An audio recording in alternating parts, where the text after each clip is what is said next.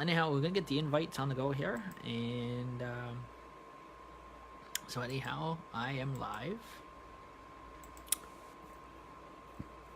and it is the Timothy Plain Show, which is me, Timothy Plain, and sometimes I go by Tim or Timmy, and again, as short names,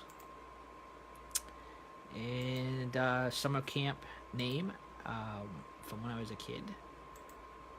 Nickname was the at summer camp, as my childhood nickname was which was my camp name, was the Gypsy Rover. So again, we'll get a couple followers here, and so we get that kind of on the go here, and I guess some jazz things starting to come through. And it was good to see my uncle live. I haven't seen him for years, ever since I was a little kid.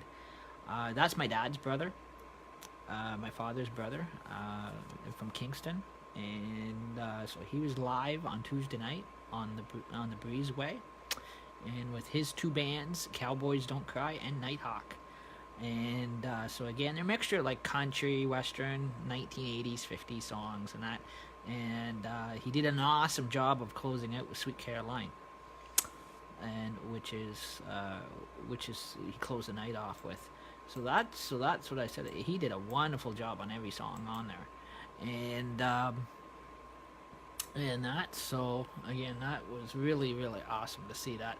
I think that's the second time he was live on the Breezeway.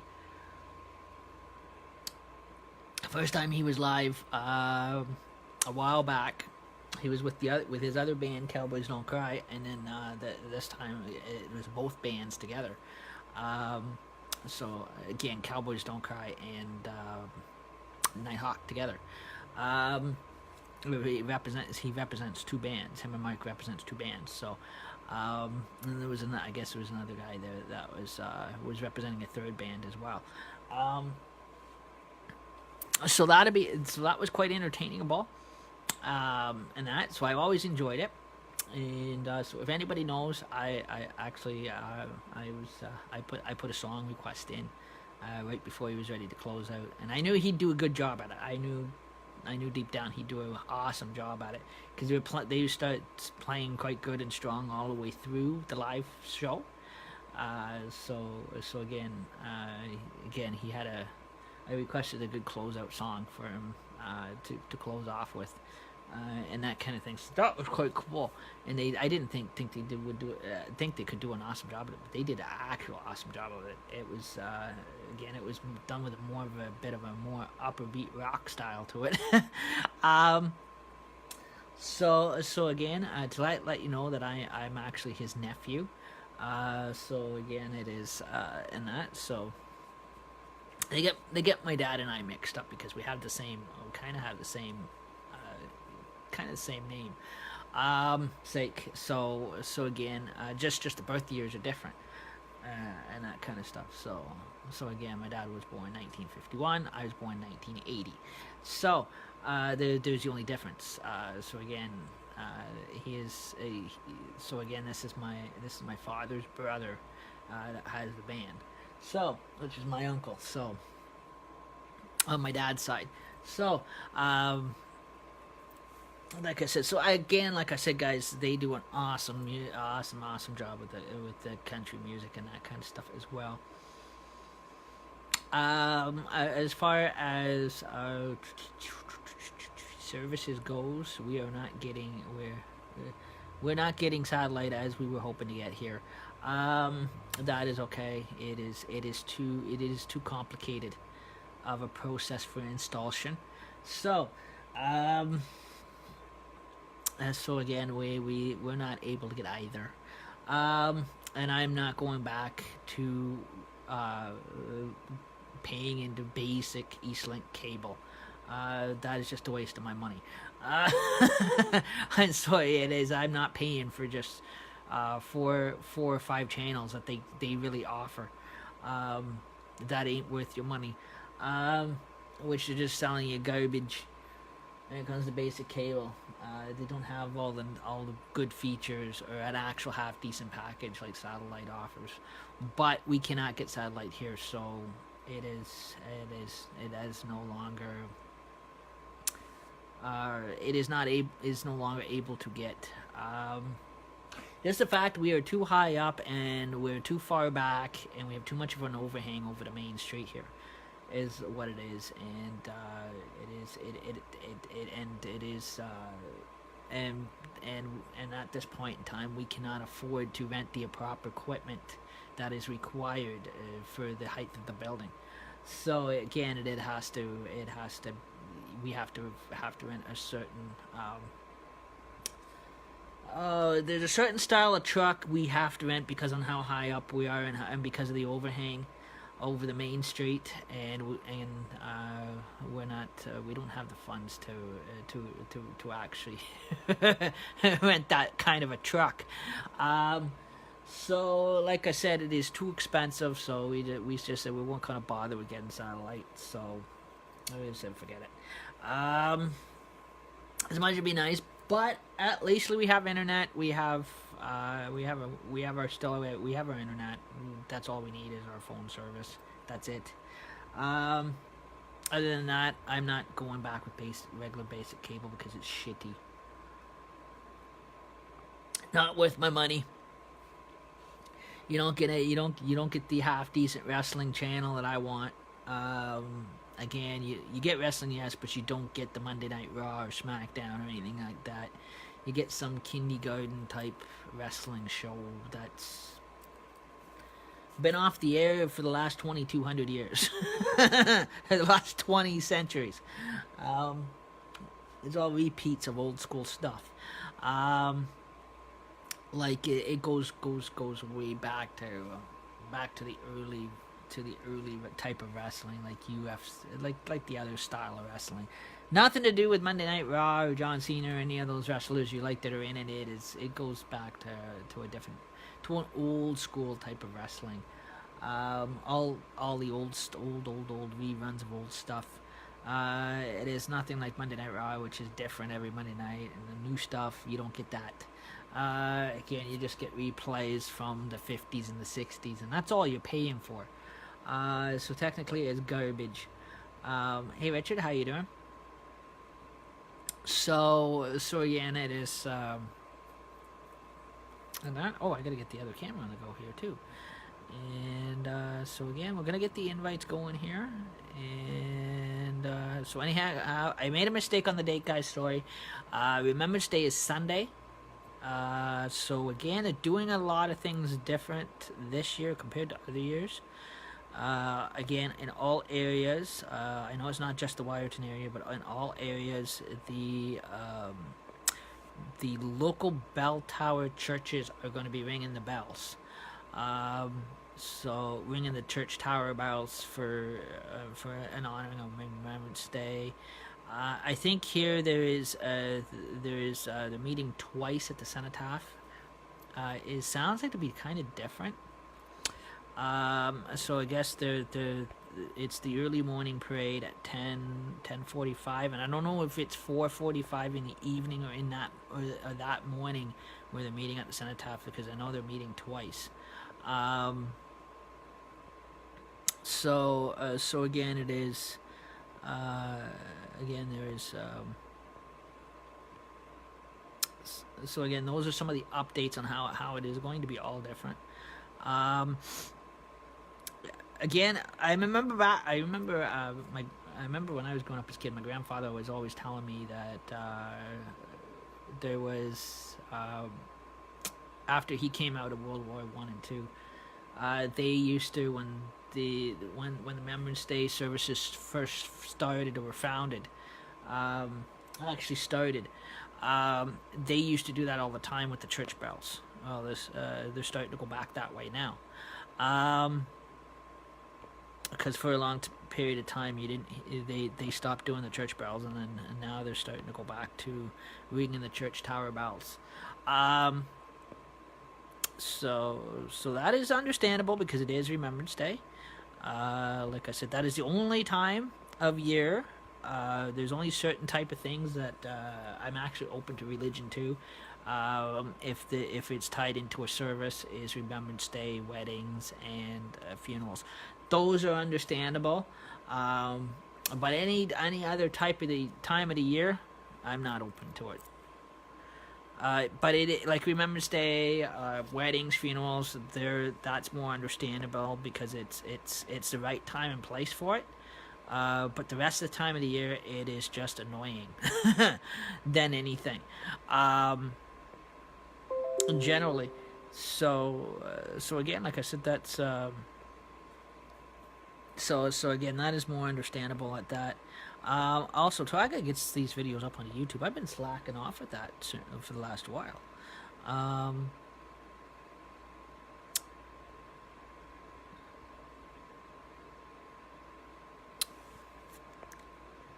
So again, guys, Sunday is Remembrance Day, and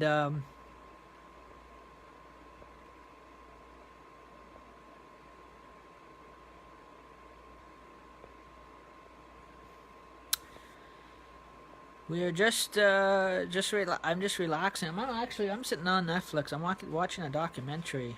It's funny because I'm watching a war documentary on World War One, World War Two, and of Hitler, and that kind of stuff. And if you're into like Canadian American war history, Netflix right this time of year is the best. Usually I don't follow documentaries. But I kind of tuning into this episode about Hitler and that is on Netflix. I turned it down, guys, just so it is not a sound override on my live stream. So that way does not override my live streams, and so that way we don't run into any Facebook issues with the actual Facebook company itself with their agents, because sometimes their agents poke in, sometimes they don't. Sometimes, like I said, it depends if they're on watching too. So again, we have to keep some type of amount of respect on here, because we never know when they're going to come through and when they're not going to come through. There's times where they come through, sometimes they don't come through. Again, like I said, it is we kind of work around the clock on a lot of stuff. That's CLOCK. Get it right. No dirty-minded people, please, because that does get annoying. So again, like I said, it is. So again, we covered, like I said, kind of a little bit of kind of the Haunted Hunter's Cabin shows are completed and finished. Haunted house, and then we had a bit of a Halloween thing. I still have to get the rest of those haunted fireplaces up on YouTube, along with a lot of last year's videos. Jokers on Duty, they've been completed. So again, I got to go through my whole movie list and get them all up on YouTube. So again, that way they're all viewable on there for you guys, so you guys can follow and watch those videos. And again, they were just TV props, by the way, guys. So again, nothing was ever real about them.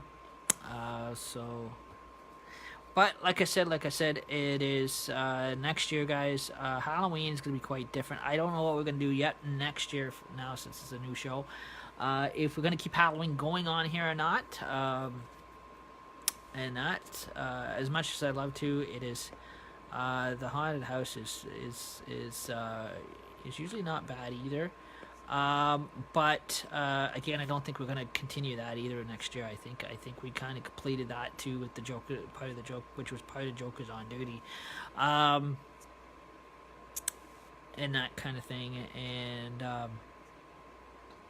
so again, like I said, we'll probably next Halloween is probably going to be a little different. I don't think it's going to be really much of a Halloween shows next year. I think it is just going to be just regular, what you call regular live streams, like we have going now. Unless I put something together, in time for next year.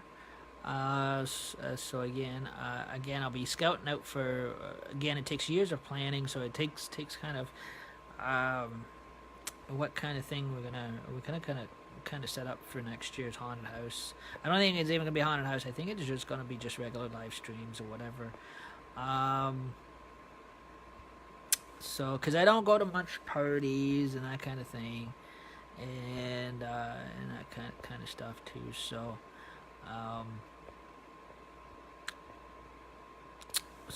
like I like going to parties, but I don't do much partying like I used to. And a lot of places is when you're at some of these parties, and that's very hard to get into live stream and that kind of thing, So it is.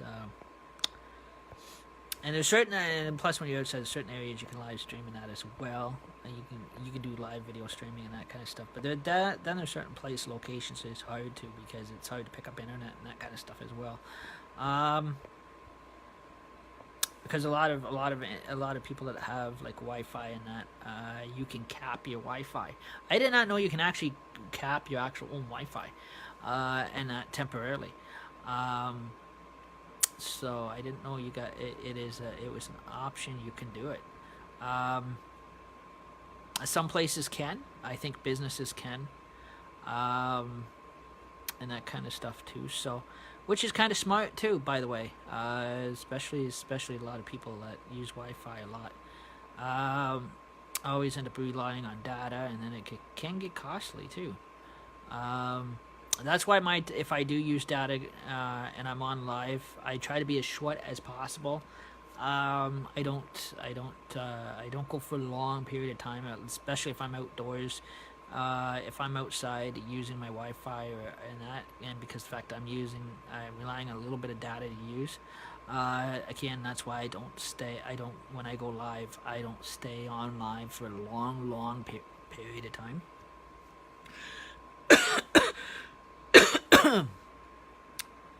It's like a quick on and off type thing, so that way it keeps my bill down and keeps at a good price level.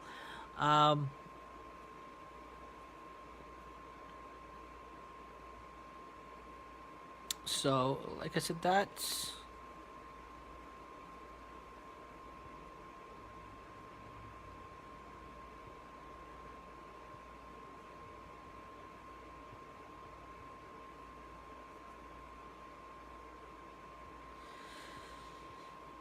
And so also too, guys, there will be the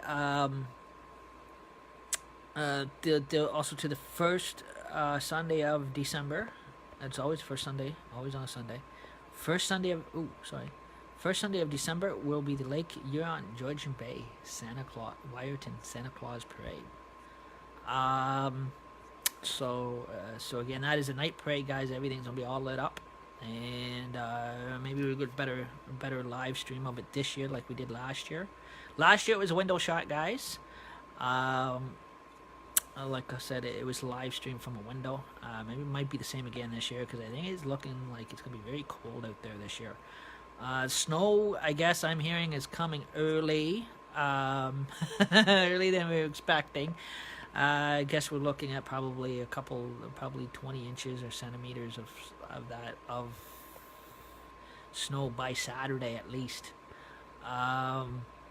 So again, everybody can dig out their snow boots, snowshoes, snowsuits, and that kind of stuff. And with Wyerton here, guys, we pile in very, very bad.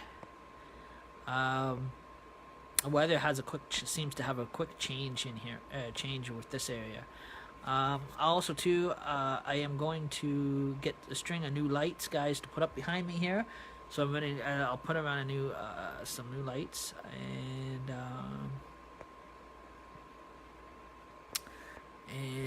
that's what it is. I'll get my wife to go to the dollar store and buy me a string of lights, so that way I can put up here and get it up on and get them hooked up early. So again, my Ghostbuster gear, guys, you see, is maybe no, usually I'm only cleared, and I only basically cleared for Halloween. So again, I don't have enough guys to make up a team. I wished I did. So again, like I said, um, that's why you only see me in my gear around Halloween time. Um, or I'd be like everybody else. You'll see me on here all the time with it on if I had my chance or my ways. But again, my gear is kind of right now is under under the agreement that I will only wear it Halloween, October 31st, and not until I figure out how much it actually costs, because I can't I don't know if they'll register a certificate. If I send away and pay to send away for a certificate, and will certificate if they'll register for just one person or register one person, or it has to be a full team. I understand it has to be by checking out their application form, Ghost Corp's application form for registration for a certificate has to be more. It has to be at least a team of 10 people, and the leader actually has to supply the or save up and actually pay to send away to have these certificates all professionally done up, and the badges and that kind of stuff, and the pins and that like that. So I don't think it is. I don't think that they will do a one-person registration. I don't know how that works. Again, it is again for here. It is just me, myself, and I. I'm not sure. There probably is a full crew in Collingwood. There's probably a full crew in at least the Owen Sound area. So and that kind of stuff as well. Oh, I hit the wrong button.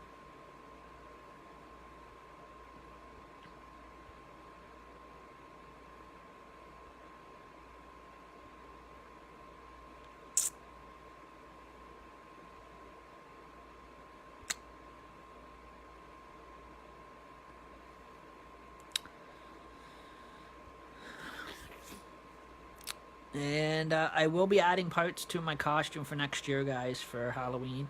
For next October means I actually have to save up and order away for parts. So that'll be quite good.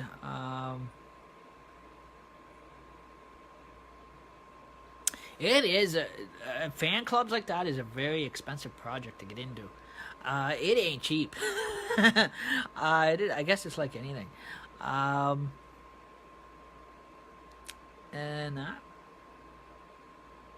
And again, we're gonna like those comments, and also too, like if I had my like I'm 38 years old age. If I had my driver's license, I'd probably doll my car up as an Ecto One myself. Um, do all the mechanical work for it, or go to family members that are still around that are mechanics and that kind of stuff, and do all that up. Um,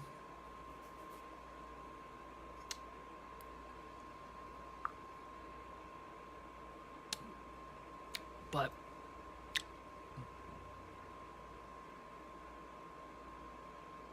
hey Jerry, how you doing?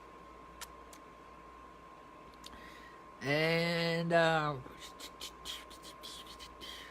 that's not looking more. That's looking more like I don't know what that's supposed to be.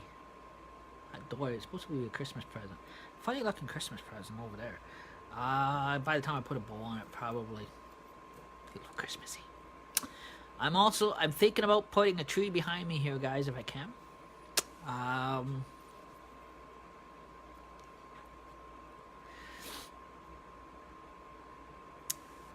And I don't know. I actually may be looking at pushing my camera. I don't know. I might actually be pushing my desk back again, guys.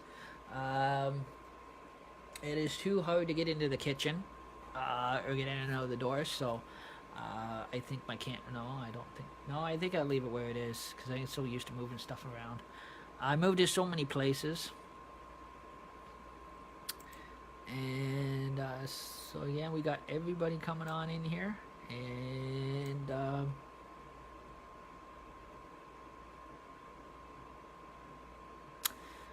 I'm just trying to find out whereabouts I can buy my uncle's band CDs. I know he has released them, but I'm not sure which stores are selling them yet. If he's got the big stores selling them, or if he's just selling them privately, um, that kind of thing as well. But yeah, so the CDs are released, and not his CDs. Cowboys Don't Cry and Nighthawk albums are released. Now, Nighthawk, like he said, has had a lot of releases before, since 1982, and that kind of stuff. My uncle's band, the other one, the Nighthawk, and Cowboys Don't Cry just got released this year, or last year, either this last year or the beginning of this year. Um, so again, it is like I said, when he was live, the second time he was live, he was live under Nighthawk, and the first time he was live under Cowboys Don't Cry. So, like I said, he represents two bands. They play wonderful music. Those that have responded to the invite, thank you so much for following and tuning in to that to Tuesday night. He did a wonderful job. I called in. I actually text my uncle. I must have went to somebody else's phone, because I wasn't sure who the breezeway was under. When you text them, or who actually it goes to. I know it went to some woman. I don't even know. Maybe I can't. Maybe it might have been his wife. I don't know. Might have been my aunt Sue. May not be. I don't know. I can't remember. So again. But again, like I said, my uncle, he was up there playing with Mark and that. So my uncle's had his bands going for years. Since the early, before he went into full bands. Before they came together, it was a band that they were playing together since they were teenagers. Again, they were everyday hippie street kids. Squeegee kids, started out as squeegee kids, and they used to bang on. If you ever heard my uncle's story, again, he didn't go into too much detail. Again, when he was a kid, they were all squeegee kids, and they used to bang on squeegee buckets on the side of the road to entertain everybody, and just sat on the street corner and just sang songs, came from their heads and that kind of stuff. At those days, before they got picked up on the 1950s, 60s music. And that in his generation growing up and bringing it back into a newer generation. And in '82, Nighthawk band formed, and with just acoustic guitars and that kind of stuff. And then over the years, they upgraded it to Cowboys Don't Cry. And then now they're bringing back Nighthawk. So they're coming back together. So, like I said, he's always had a wonderful. He's always been a wonderful, cool musician. He gets a lot of gigs, and like I said, and that kind of thing. So he is always overbooked. He is very hard to book. So again, like I said, they do book him for Legions. Like he said, he's got Trenton coming up soon. Legion in Trenton. And I think it's Sunday, if I believe so. He was saying, and then there's Belleville and a lot of other places down near Peterborough area, Ontario, Canada. He's going towards it now. He's from Kingston, Ontario. So his band musicians are from all over. So Mark, I think, is originally from Cobourg, Ontario, and I'm not sure where the other guy is from. But again, my uncle is from Kingston, Napanee, Kingston, Ontario. Greater Napanee now they call it. Greater Napanee, Ontario, and Kingston, Ontario. So that is his local area. That he's a local musician of, but he travels outside of that area if he's booked. Even if Service Clubs up here near Wyerton area is hosting an event, they decide they want to book him for those events, he will travel out here, and that kind of thing. Him and Mark will get together and they'll travel out. So again, like they play wonderful music. If you guys have heard that, and like I said, he did a wonderful job at doing the big closer. Now it's different. Uh, for a Neil Diamond song, it was quite different. The higher beat, more bit of a louder guitar sound than anything. Um, he get a 1950s or 60s, or more of a bit of a upbeat pop rock and roll come out of it. It went together quite good. Um, like I said, so again, I was again, because he hasn't seen me for years and that kind of thing and stuff. I was sitting at home here, I was watching him live, and because he was the whole night, he was singing quite good and strong, and playing the guitar, especially for somebody that is diagnosed with cancer. But again, he's hanging in there. He's playing wonderful music, and so again, text in request. Some woman picked it up, and I said, "Don't forget." I put down as an Uncle Terry. Don't forget Sweet Caroline. He thought actually it was his brother that lived here. It was my dad that actually put the request in, because we got, again, like I said, my dad's original name is Kenneth, but he goes by Tim for short, so they can't tell us apart. So he didn't know which Tim did the texting. It was me, his nephew. I'm his nephew, so which he knows me by as Timmy. So again, it kind of got him off of, at first, I do apologize, got him off a bit on guard, but him and Mark did a wonderful job at it, doing the closeout of it. I do have that video shared to my Facebook. Feel free to share that video, guys. It is the on the breeze, in the breezeway. You can also follow their shows. They get a lot of wonderful musicians on there. Hey Amanda, how you doing? And they get a lot of wonderful musicians on there live. And again, they operate out of the Lions Association, Lions Club. No matter whereabouts the Lions Club is, but they're more connected to the Lions Club than anything. If they were Optimus Club, I definitely take a heart attack. I'm for sure on that one. But again, no, the Breezeway is Lions Club. So no matter where there's a Lions Club, Breezeway is more of a Lions Club project, and which is again, is a license. What you call on the Breezeway, which is like The Voice, American The Voice, if you guys ever seen that TV show. So again, where they actually get them on there, and they do live recordings while they're on the show, and they sometimes they have judges there that will vote to judge them on their sounding, their performance, the bands, on how well they sing and that kind of thing, and how strong they sing.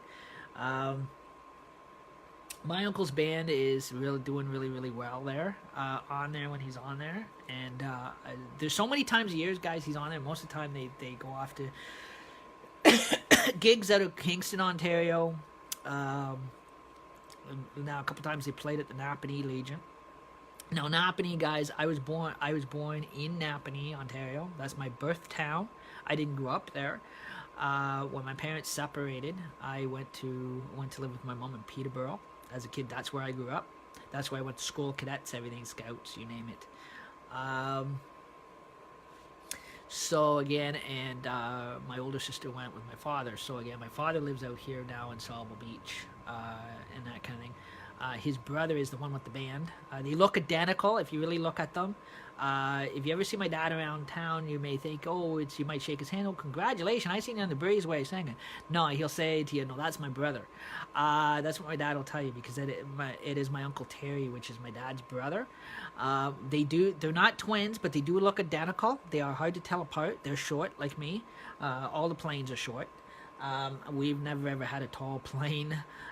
Was ever taller than any of the rest of it. Well, I can't say never, because now my stepbrother, he's a plane. He's taller than I am. He's like almost taller than the Ivory Tower in Paris. But my two stepsisters are like me, short. which take after my dad's side. So I think Tyler's got to be the tallest one out of us all.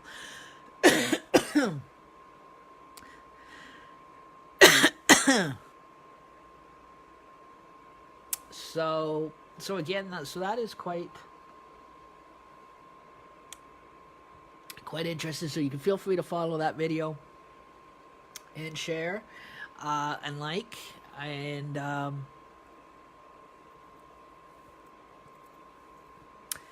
so again in well, my uncle's band uh, is more like, well, Midnight Blue is good too here, but Cowboys Don't Cry and Nighthawk is technically, if you listen to them, is is actually a little stronger. Same music, guys. It is the same, everything with bluegrass, the 1950s. All bands, they all have all certification and contracts and all copyright licenses to sing basically anything. And that kind of stuff as well. So again, it is so that is quite cool that my uncle's band is able to because he's got all the him and Mark, if they've got all the proper paperwork, they have all the legal licensing as a band and that kind of thing. They travel. So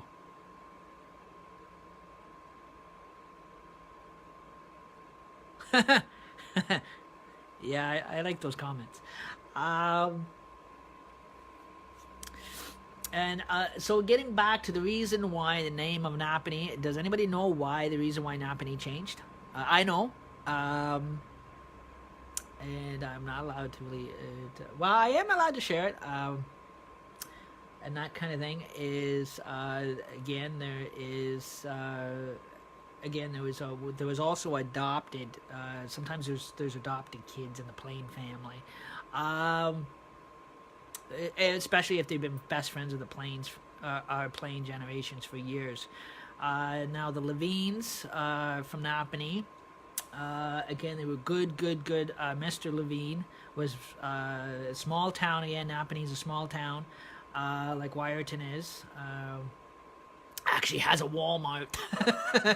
At least you're not stingy to kick Walmart out of there. But it is a small town like Wyerton is here. And so again, the Levines that used to live a couple doors down from my dad when I was a little kid, I used to go for visitation rights with my dad and that kind of thing when I got them, and when he got the chance and that, and this before she became famous. Avril used to live right next door to my dad. My dad at the time was married to another woman at the time, fortunately. So after he separated from my mom and that kind of thing, he got remarried, and so technically now he's on his third marriage. So again, long story straight about the other one, I'm not gonna go into, but so again, like I said, so again, Avril lived a couple doors down from my dad and her parents, and the reason why my dad always they were close friends to the Plains, and she was basically acknowledged as being a cousin, not by blood or by flesh. It is just because Mr. Levine was good friends with my dad for years. He used to own the pizza shop in Napanee and that called Levine's Pizzeria. Really good pizza guys down there. I don't think it's still there now. I think he's retired or whatever. And his daughter became famous and that with Hollywood and with the pop stars and that kind of stuff. I remember when I was when I was a little kid, she gave me a metal Tonka fire truck for Christmas. So, but again, like I said, because because she's gone very high, moved up the ladder, moved out of Ontario, and that kind of made her big debut in Hollywood and that kind of thing. Walked the red carpet. We didn't think she was going to ever. But she did. and that kind of thing. But her and her parents, she was a little, again. She used to give me. We were kind of kids together. That was about it. And she get when I was a little, when I was just a little guy, her parents gave me a one of those Tonka fire trucks, and I think this is where my problem with women started. Because we were just kids, and we used to fight over this Tonka truck. Because she always wanted one, and her dad also got her one too, and it was so funny because again we had this metal. That's when we had those big metal Tonka fire trucks, and she gave me this Tonka truck when I was a kid. I don't have it now, but her parents did, and she used to she used to clonk me over the head with it. It didn't tickle. It did not tickle. But we were only kids at that time, and that kind of thing. And but so again, those are funny times. But again, like I said, we it was just Napanee was so funny. Um, but like I said, I didn't grow up there. I was born in the town, but I went back when my dad was living in the area and that kind of thing at the time, and for visitation rights and that kind of stuff. And so now I'm older. I'm kind of united back with him and that kind of thing now. So he is now living here in on the outskirts of Wyerton. He is now living in Saba Beach. Like I said, he's he's on his third marriage. Oh man!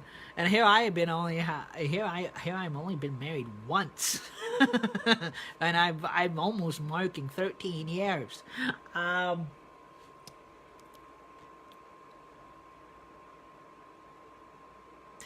And that kind of thing. So again, like at least I stayed with one person. Well, before I met my wife, I did have an ex-girlfriend in Peterborough, but we're not gonna go there. That is that there was a sick moment. And that so again, I think when I came here the first time, when I moved here with my dad in 2004, I met the right person, and that when I moved into Wyerton here, and then I left here, went back to Peterborough where I grew up, and came back here. So, like I said, that's quite interesting. I've only been married once. The with my ex-girlfriend didn't work out because I was supposed to get married to her, but we didn't want to agree on the same thing. Cause she wanted a stupid medieval wedding, and like that, cost billions and billions of freaking dollars. She wanted. I can put this as a sense of humor. She she wanted me to stand at the altar as Robin Hood, and she was going to be made Marian. I'm like, nah. Fat chance in July. And like new. Wait. As much as I love the Robin Hood movies, I mean that you never ever catch me in what you call a green raffle tights and leotards.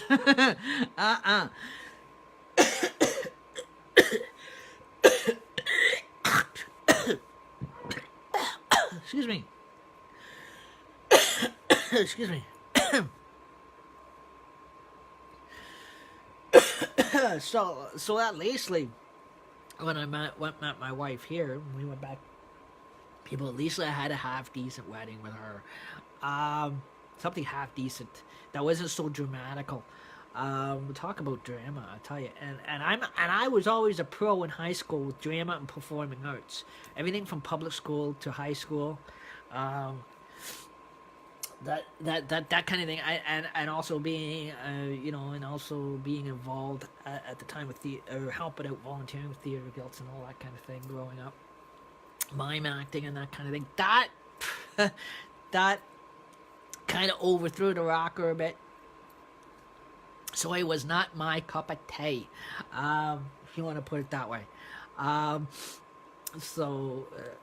So at least, I kind of found Mrs. Right, or she thinks she's always right, never wrong. Um, so that's why I said. Well, at least we didn't, like I said, we didn't have enough people to fill a reception or do a hall. But again, at that time, 2006 rolled around, and we got married in our own apartment. And who shows up at my wedding is my ex-girlfriend, uninvitedly. I'm like, hello, what's wrong with this picture? Um, well, at least my mom made it there before she passed away. She passed away in 2017, but this was back in 2006 when she was still around. I'm like, okay, hello. We, like I said, we didn't have enough to fill a hall and that kind of thing that we would have. So, to hire the smart serve people with the bartender, with the licensed bar licensing and all that, we didn't have a reception.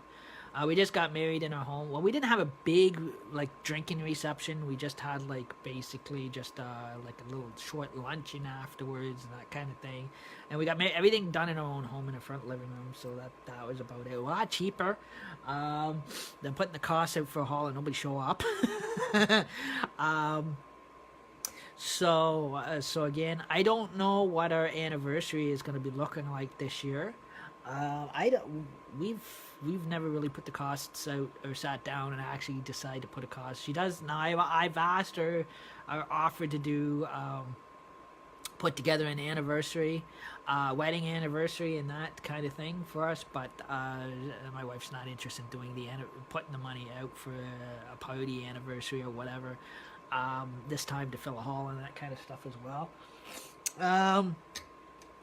So again, because she's, like I said, she's not a party person, like I am, but at least we just kind of year after year we just sit here and say, okay, it is the 7th of April, rolls around, boom, there's our anniversary, and we count up, kind of keep the years counted up.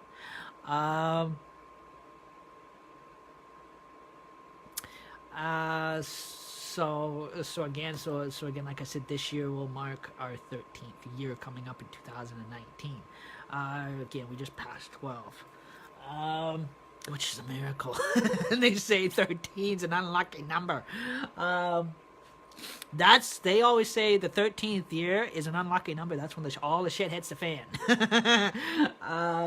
If you guys ever follow Friday the 13th, and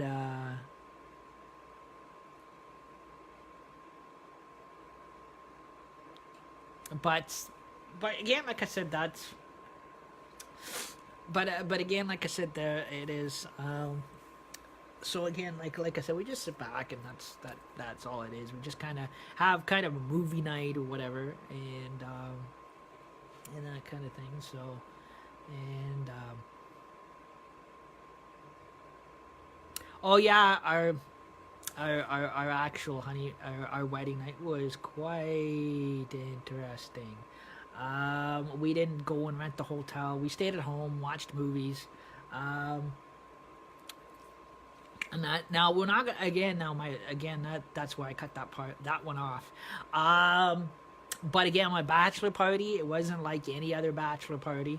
The night before we got married, like I said, it was again, it was one of those I guess wrestling type, drinking wrestling type. Bad mistake, guys. Before you get married, do not get into the Jack Daniels. That's the worst thing to get into before you get married the next day. Because me and my best man, well, the one who's sitting in jail, we won't go there. Again, the bachelor party was a roughie. I'll tell you, that was the 6th of April before the 7th of April of 2006 in Peterborough. We got again in our own home, a bit of a bachelor party. We got into the Jack Daniels and one thing after another. I got flipped legally. I got flipped through a glass coffee table. And I said, never again am I gonna have glass furniture in my home. Either I get too drunk to stand up or fall through it, or in that case, my best man put me through it. So I mean, I mean, it was a roughie. We had a we had our apartment in our own apartment building and that kind of thing, and then I heard all the neighbors say, "Oh well, some sucker just got married. He went through a glass coffee table."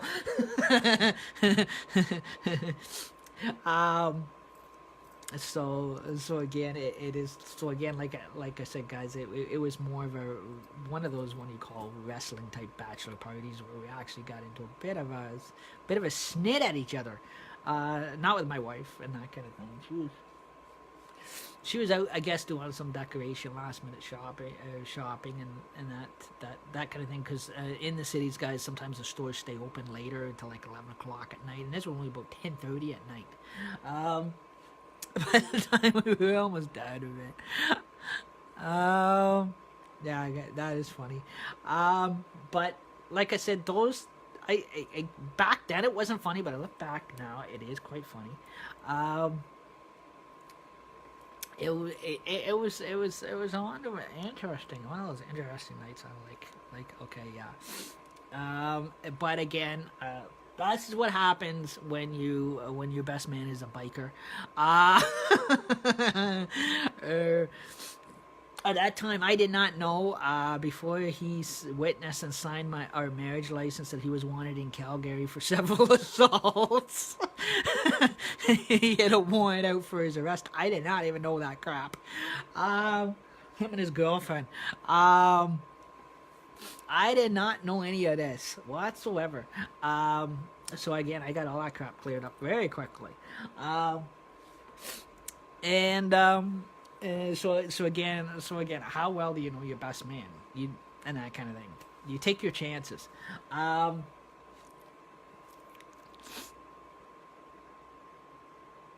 I think the table's garbage now. Here I am again. Now since I moved out here, I bought another glass table. Sitting in my living room. So like I said, that's no, it was my coffee table. It wasn't his. Fortunately. But yeah, so again, that was kind of quite of interesting. Interesting. I can sit back now. I can joke about that and that kind of stuff. That was quite interesting. But yeah, we had some comical times on that one. But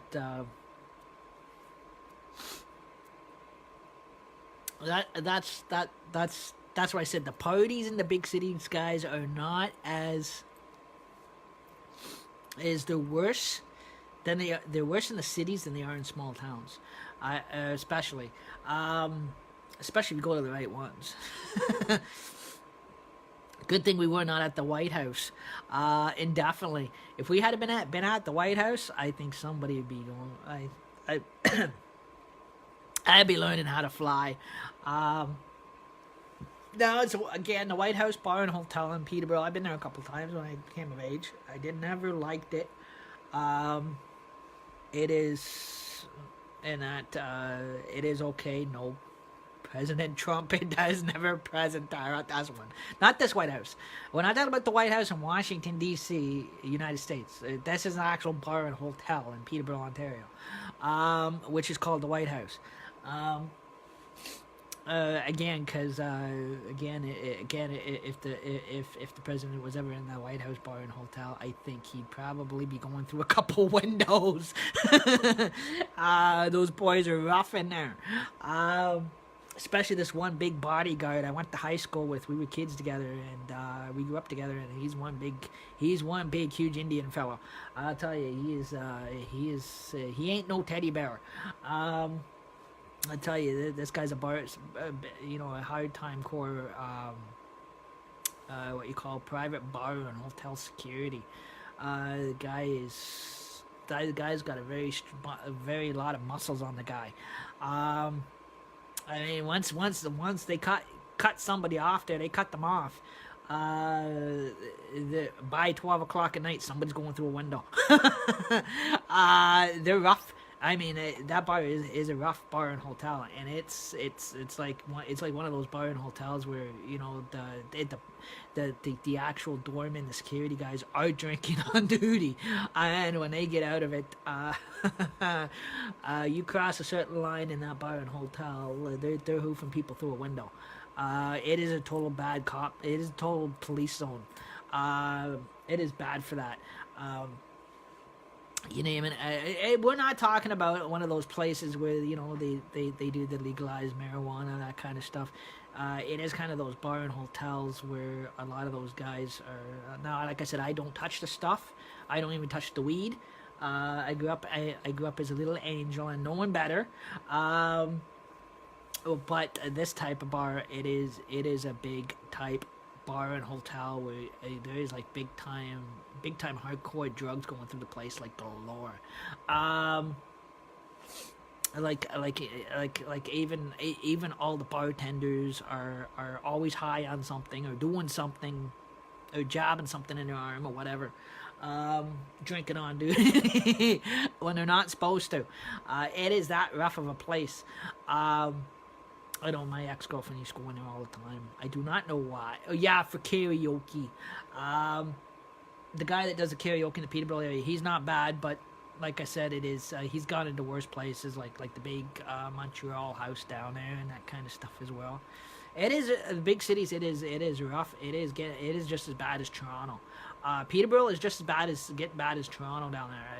It is terrible. I'm so glad I moved out of that hellhole. I kind of had even growing up as a kid, it's always been rough in that city. So like that's why I'm glad my dad's out this way, and he's from he's from Brockville, Smith Falls, Napanee. But yeah, so.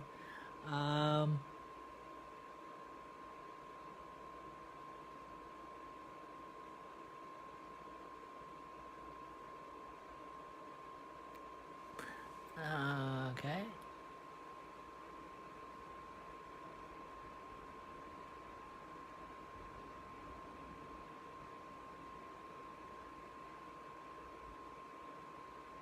Okay, I don't understand what you're trying to say there. But that is okay. Um,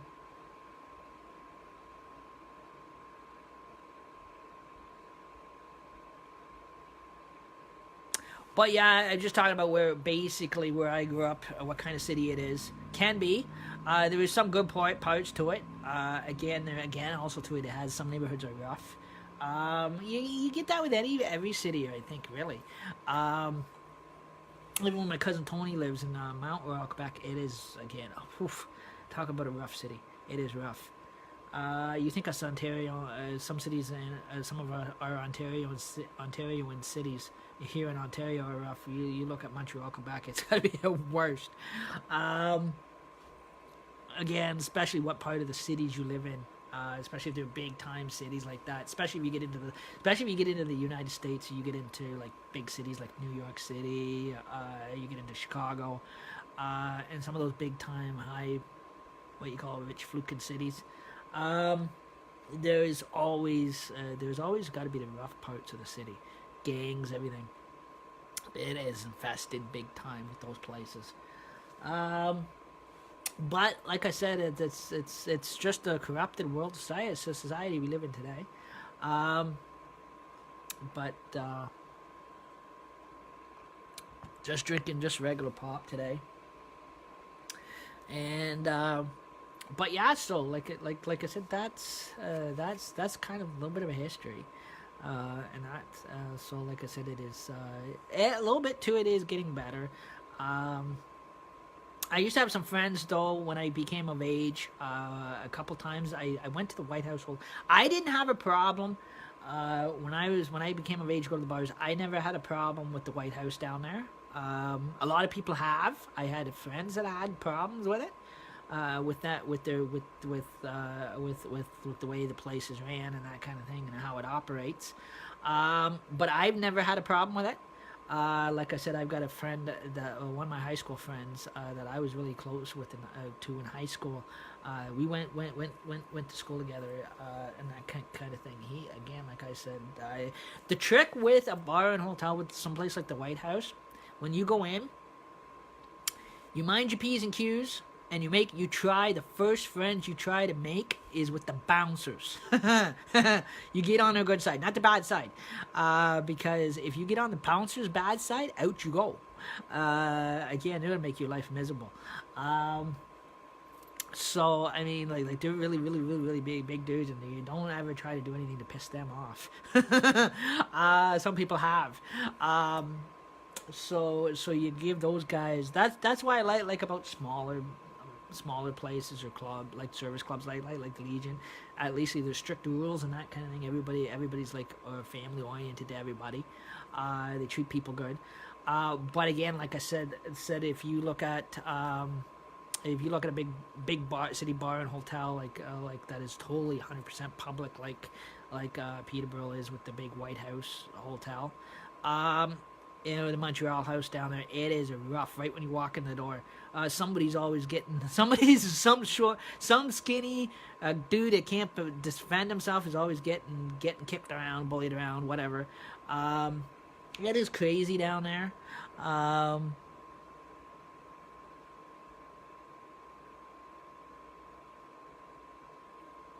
But yeah, so again, like I said, it is.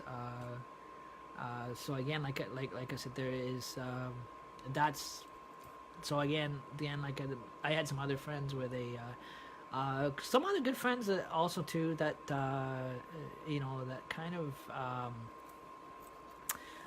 again we kind of met up with some other good close friends of mine and that kind of thing that I went to high school with, and we went into the Gargoyle a couple times, the Purple Rooster. I already explained about the Purple Rooster and the Gargoyle. Again, they were not bad. Again, it was a little bit more calmer of a place than anything. I always liked it. So again, and then there was for years there was a wonderful little place on the highway that I used to go to all the time for karaoke, just on Highway 115. It was not bad. It used to be one of those. Again, it is a little club. It was a little sports bar and club, a bar and club grill. It was really a nice place. I knew the owner. He was a really nice guy. The bartenders. Grew up with them too. Then again, this is down the Peterborough area. Here you don't have to worry about this crap going on here. I'm not saying it doesn't, but it's not as bad as it is down the big cities.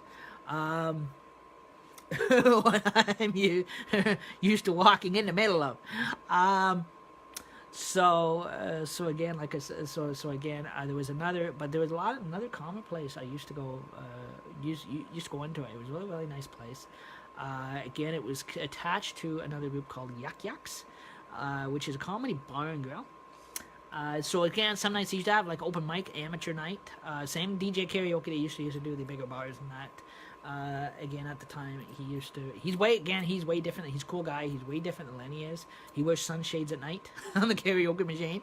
So he makes you think you're seeing an hallucination of Elvis or Roy Orbison. Really cool guy. And that him and his son, and they used to do a gig at the Bar and Comedy Club for years, at the Office Bar and Comedy Club, which is on 115. Used to be on the 115. It is called Mr. Bob's Pizzeria now. Some Italian place. Liquor licensed, I think. No, I don't think they ever did, because of the closeout. Happened to the Office Bar and Comedy Club. Maybe they could have got that all, the new franchise, bought it over, and probably got it all straightened out. Because I know for a while the location was not allowed to have a liquor license because of a big drug bust there. I guess some trucker planted in there on the owners. Young people too, just out of college. So again, that was bad. That was bad. It hit all the papers. The guy got framed. Like the guy that I grew up with, he got framed for something that one of the truckers were playing. And they hated him so much they planted on his establishment, and that kind of thing, across the Peterborough papers and that kind of stuff. And they hauled everybody out of it. Everybody that worked there, they hauled them all out and took them all down. And then Mr. Bob's Pizzeria took it over, and I think with the location, Hotmark, they got rid of that, and I think the new owners there kind of got things straightened out with the liquor license issue and that kind of thing in there. So again, they're probably up and now back and running, but it is different. It's all different owners now in that place. But again, it is like just like a pizzeria and a dine-in pizzeria, and so again, they don't do a lot of live. Maybe they do a lot of live performing, but again, they don't go all night like the Office used to. Again, so again, there is just little places, hot spots that used to be good little hot spots. I used to go there when I came of age, drinking spots. Really cool. Some of the little ones, the little tiny bar and girls, and that. And we used to go in again. This way before I met my wife. We used to go into there, and then there was another high school friend of mine. Again, we used to go in with. No, she was not a girlfriend of mine. She's just a high school friend. And that kind of thing. Used to join us for karaoke and all that, and that kind of thing. She used to get. This was before the DJs decided to go to strip the song "Bitch" off of karaoke. Definitely, this was before they stripped it. I do not know why. Some say it is because of the profanity in it.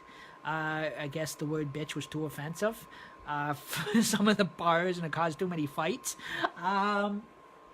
So again, this was before they were not allowed to play it, before they had to do away with it all. But yeah, at leastly, I do not have to now. At leastly, like I said, I've been happily married now almost 13 years. I do not have to listen to Dixie Chicks 24/7 a day. They drove me nuts. I know I do like the band. Yes, the singing is good. But my ex-girlfriend, she's so addicted to the band Dixie Chicks. Man, she just used to drive me nuts with that album. Especially everything from Goodbye Earl to Sin Wagon or whatever. It used to drive me totally freaking bananas. It was so annoying. But again, like I said, they are a good group. I'm sorry to hear that they ended their career the way they did. Kind of interesting, because when they gave the biography about how they split up and everything else like that, what happened. Again, they were a good band, also too, country band. I always liked them. I liked the music, but I totally got sick of listening to them. Again, because she used to sit there and used to play them 24 hours a day. I have an album of theirs, but I don't even sit here and play it because that's how so sick of listening to them I had to put up with. Again, it was like, to me, it was torture. But I think Leasley was a band that she liked, and she used to calm her nerves and that kind of thing. She was Dutch. So I should say she was Dutch. But she was, in fact, she was older than Fran was. My wife is. I think my wife is almost going on 52 now. Almost going. I think she's 53, maybe 53 now. I can't remember. 1965, November 2nd. I got to round that off on a calculator. She might be 53. But my ex-girlfriend, she was way older than 53. I think she was about 55, 56. About there. Of course, knowing me, I get in with older women that are way older than me. Um, and I'm 30. I'm basically the youngest. I just turned 38 back in October 6th. When I met Fran, I was only about, well, I didn't know how old she was. She didn't even have a birth certificate. Um, so I didn't know how old she was. I didn't even know what year she was born. I thought she was around the same, at first I thought she was the same age as I was. I could not tell. Um, until after we got close to getting married, and then I found out what her real age was, because we had to send away to get her birth certificate before we got married. Because you can't get, usually you can't get a you can't get a marriage license without a proper birth certificate. She didn't have one at the time. So they had we had to, she had to go to the Peterborough MP to get a birth certificate done, sent away for. So that way. So again, in 2006, April 7th, 2006, we've been married since then. Almost 13 years. Just giving you a bit of a sense of humor. I'm looking back and giving you a sense of humor on how comical of a lifestyle I lived so far. So again, also going back, if you guys want to know my school history, again, there was some funny times too. I went to a public school like everybody else did. I went to school in Peterborough. I grew up in Peterborough. I lived in Ontario housing projects with my mother. Didn't like it. So I know too much about housing, and I don't like it, and I will never like it. It was, again, and all the bullies I used to have to put up with. But again, like I said, I got through that. But again, also too, growing up, I was, as a kid, I was Beavers, Cub Scouts, ice hockey, taekwondo, all that fancy, all that kind of stuff, bowling, that kind of stuff. No, ice hockey went kind of downhill for a career for me. Because the fact, community summer camps. That's where that ghost story was told to me when I was 9 or 10 years of age. So again, growing up, I went through scouts. I went through all that. Ice hockey didn't last long for me, because the fact that it was, at the time, the league that I was on, for my age, everybody was too taller than me. That's not fair.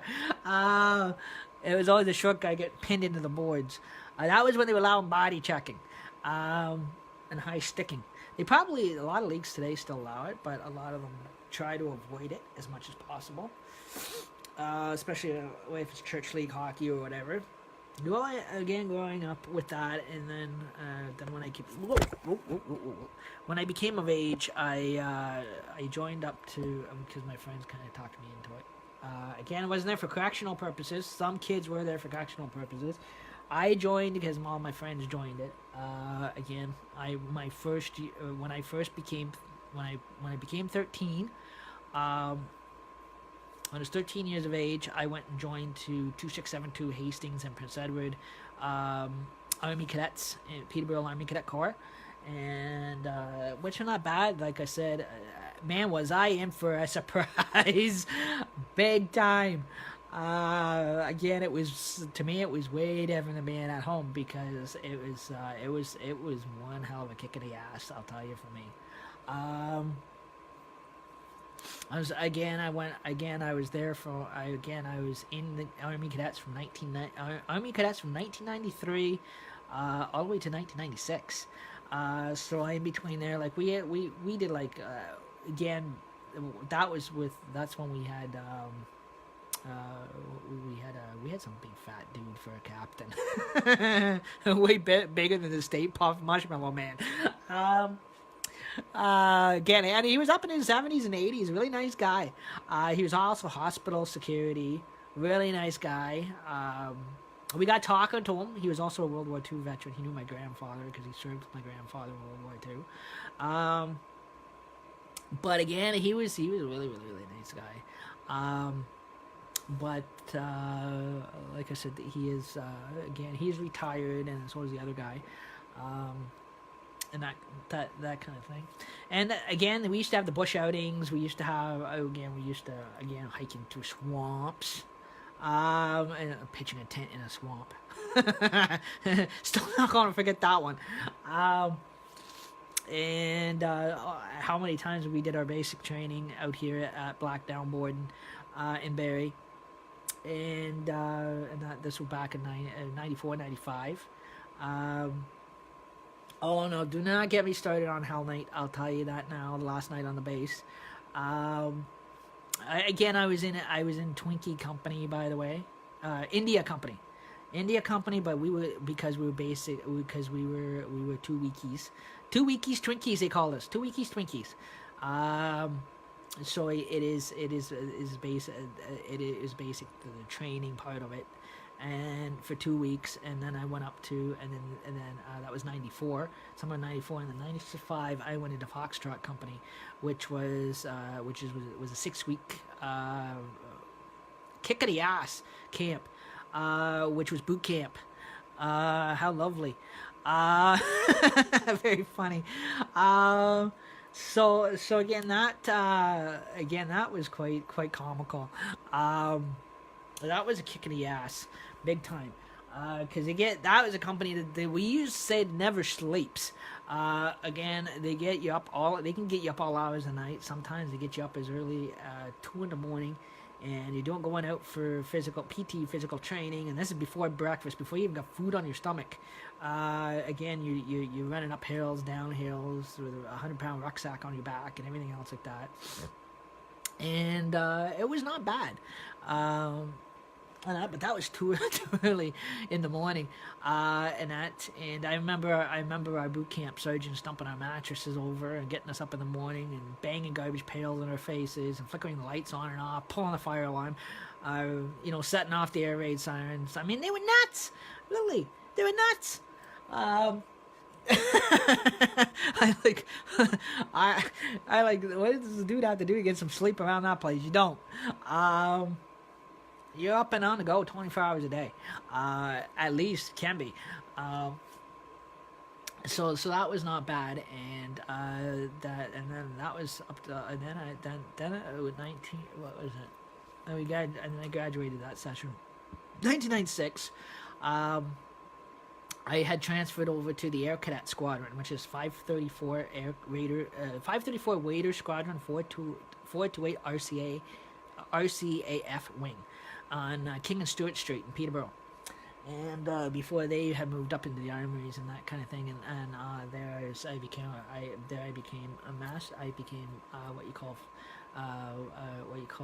flight sergeant. I became flight corporal, and I became flight sergeant. So again, and also I was there till I was 19, and then when I hit 19 years of age, drinking age, I went and joined the Royal Canadian Branch 52 Peterborough, and was there for 5 years before I met my wife. And then in 2004, I had come out here for a bit, and then in 2006 I got married because I met my wife in 2005 here in town, and then we left here, and then came back in 2011. 2011, and that kind of stuff as well. Now between the years, between the 5 years that I was in the Legion, about 2000 to 2003, I had joined because I'm not Catholic. I had joined the Orange Lodge, which is the County Orange Hall of Peterborough. LOL 457 Duke of Wellington. And that, which is the Peterborough County Orange Hall, which is almost, which is kind of a lot. Is almost like it is close to being. It is part of the Masonic community, yes, but again, it is again. I was 2 degrees off of becoming a Freemason. If I had not have took a leave of absence, and I had have followed it all the way through, I would never met my wife and that kind of thing, and I would have went into a trade or whatever. I kind of screwed up a lot of opportunities because I was stupid. So again, I had went down. I took a leave of absence, the stress leave of absence or whatever, for a while, and I went back to finish my leave of absence. The place had closed up, and the lodge hall was abandoned. So the building was sold to a warming room or whatever, and as a homeless shelter, and the lodge had disappeared. That lodge had disappeared. Now there's a couple guys left, but again, there was a couple of seniors left. Some of the veterans of that lodge left. Again, there's not too many. LOL 457 is officially died out. Same with the RBP, which is Royal Black Preceptory Lodge 51, which is Triangle Court. We used to call it. The triangular Wicker Square Court on the Square of David. Those code words a lot of people won't understand. So again, that had closed up as well. That was not bad, because again, that was actually a cheaper membership. It was almost $10 plus all your levels, and then the other one was $20 a year with all your levels that you had to pay separately, which is not bad. And that kind of stuff. So again, when I heard that had died out, I didn't reply. Since now I moved out here, I can reply for all that. Just right now, bad timing, can't afford it. Like I did then. See, I was single then. That was when I was able to afford stuff. Now I'm married, I can't afford shit. So, like I said, she controls the money. I never see it. Half the time, I don't even see my work pay. That goes down, that disappears too. So, like I said, that's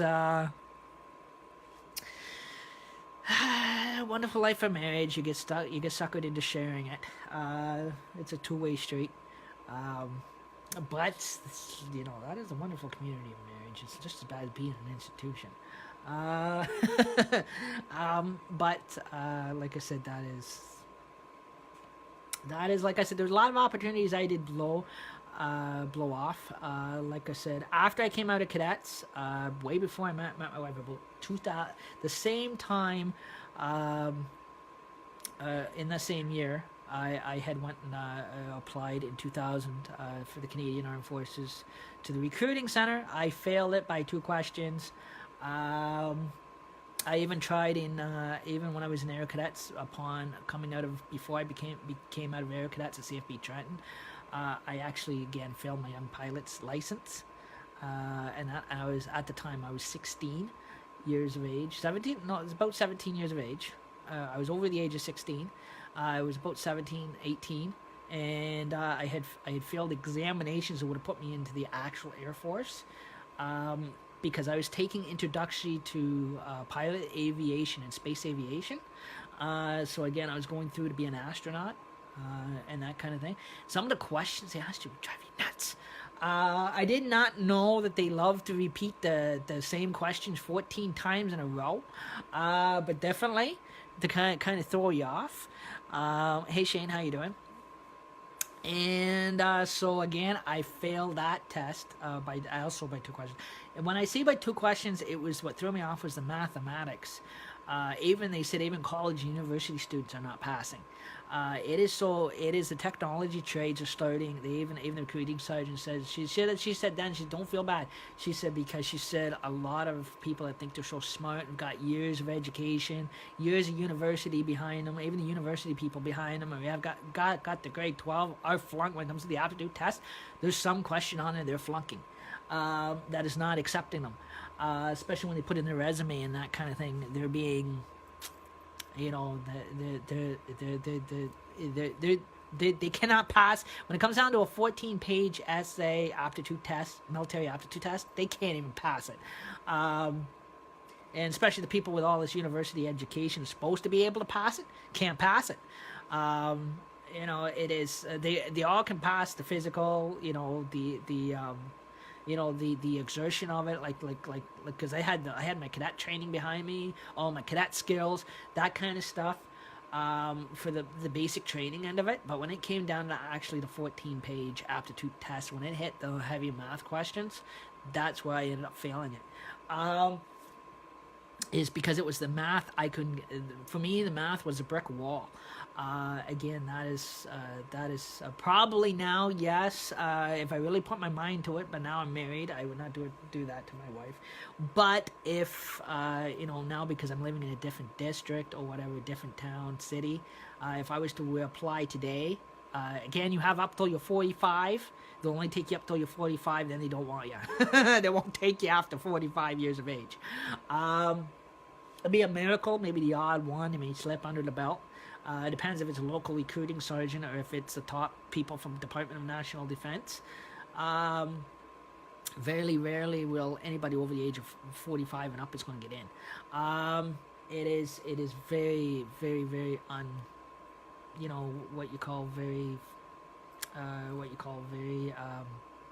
very few of maybe 50-50 chance out of 100 in the lineup. Depends on how far in the lineup you are. So again, like I said, that's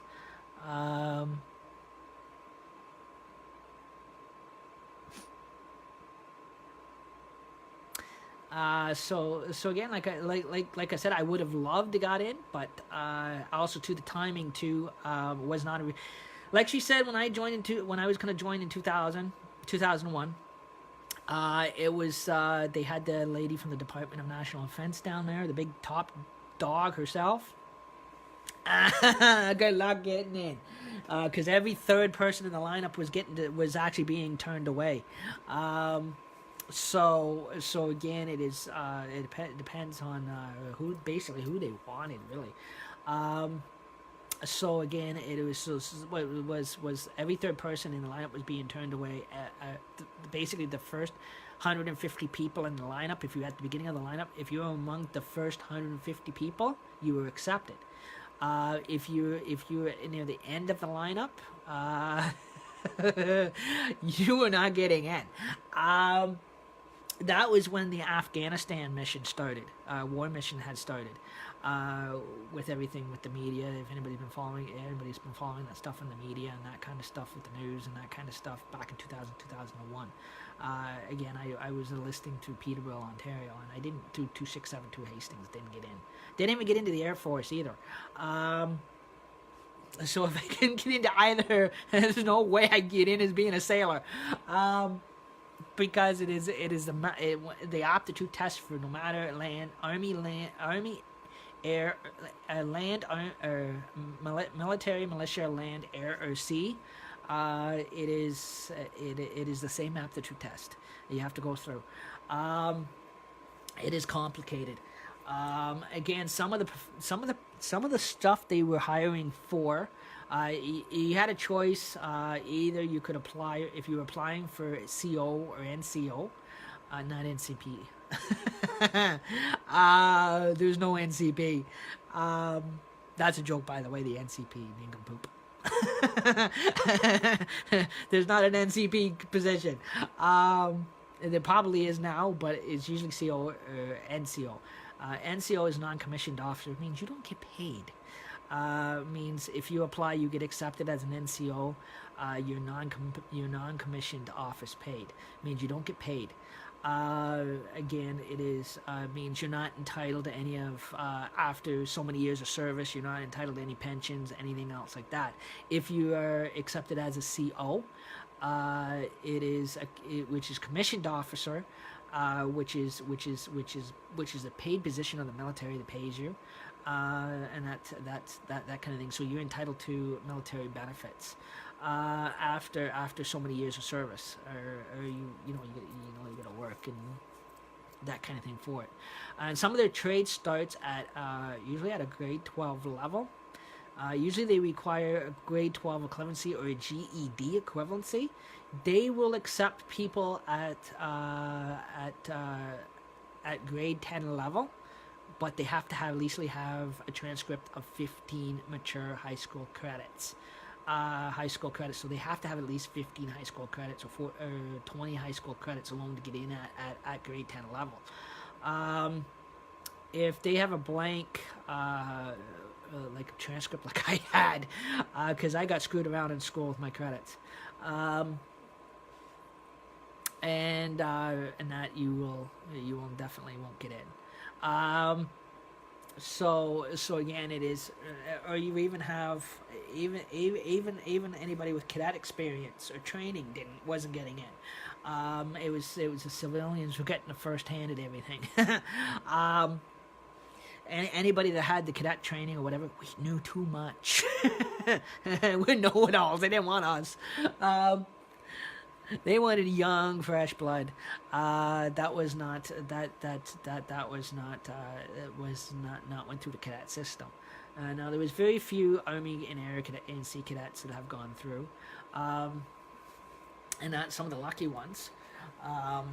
And that's so, and there's a lot of 17-year-old cadets that have been directly, after my time. I have heard that there has been a couple of some Army cadets, Air Cadets, Sea Cadets, at the age of 18, directly deployed from the cadet system alone, overseas, with everything. So again, with what's going on overseas and everything else like that. So as young as 17 and 18 years of age, because 17 is the actual 17, 18 is the actual legal enlistment age.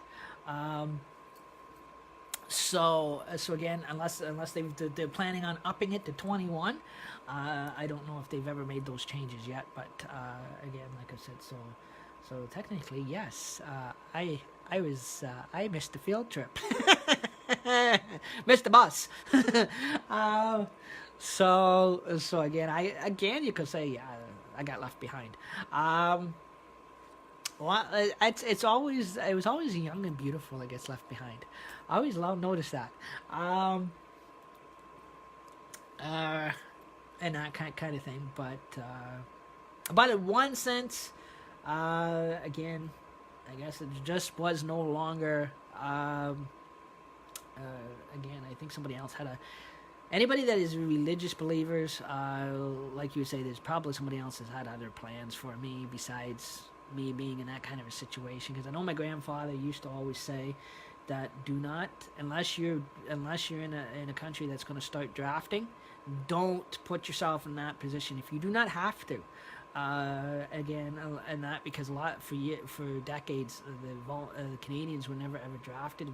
They always volunteered, our Canadian troops, for years, for decades. In World War I, World War II, they chose to go. They didn't have to. They weren't drafted. Americans were the only ones that ever drafted. Maybe at some point in time later down, again, we're probably going to have a nasty future where probably, over time it gets too bad enough. Canada's probably going to start becoming like the United States, where they're going to start drafting. And not putting any ideas in their head at all. But not trying to corrupt the world already, as it already is. So again, like I said, so that was quite interesting. So like I said, so also, like I've done volun since the community I grew up in. I always did volunteer work for them, and I always love doing volunteer work now where I am living now in Wyerton here. Again, there's a Rotary Village Fair that I help out with every year. There's was helping out with Canada Day with Optimist. Again, Optimist is getting too legalistic for me. Again, it's all women, not enough men. I'm sorry, but it is getting very uncomfortable. Again, it is. All they want to do is act like Girl Guides now. They had a good start, mind you. They had the Halloween stuff, dances going. They stopped them. The fancy tea, they stopped them. They didn't keep the fashion show, though. Men in fashion shows, I don't mix. I am sorry. That's the most embarrassing thing. I've worked a couple of fashion shows, yes, but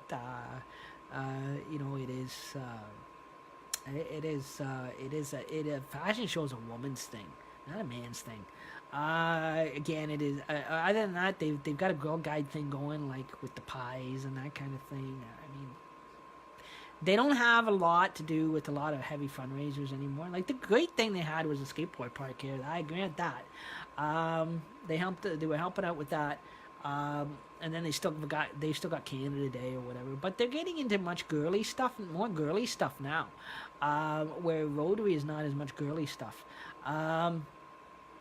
Rotary's got Maple Magic. They've got the Rotary Village Fair, Amazing Race. They've got a lot of the cool stuff. The stuff that's drawing people in, more people in. Canada Day is the only day the Optimist gets a big crowd. Why? Because they get the beer tent. I wonder why. It is cheap drunk night, party night. So again, it's because that is big night. You get Midnight Blue in there and the bands in there and that kind of thing. And then Canada Day always draws a crowd. So again, like I said, they're not taking part in Willie Weekend this year now. So I've been hearing, maybe if they're bringing back the children's area, I don't know.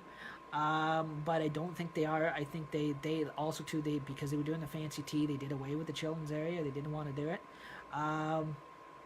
Again, there's, games in that. And like I said, but they had the fancy tea there for a while.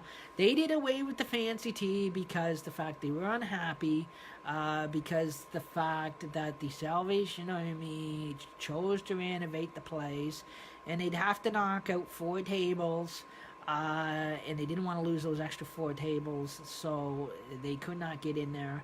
And they did not want to turn people away because they always had a big crowd going in there for the fancy tea. And so they got griping and biatching, is a better way I'm gonna put it. So again, they stopped. They did away with the fancy tea. They're not doing it. So again, they've totally washed their hands of that project.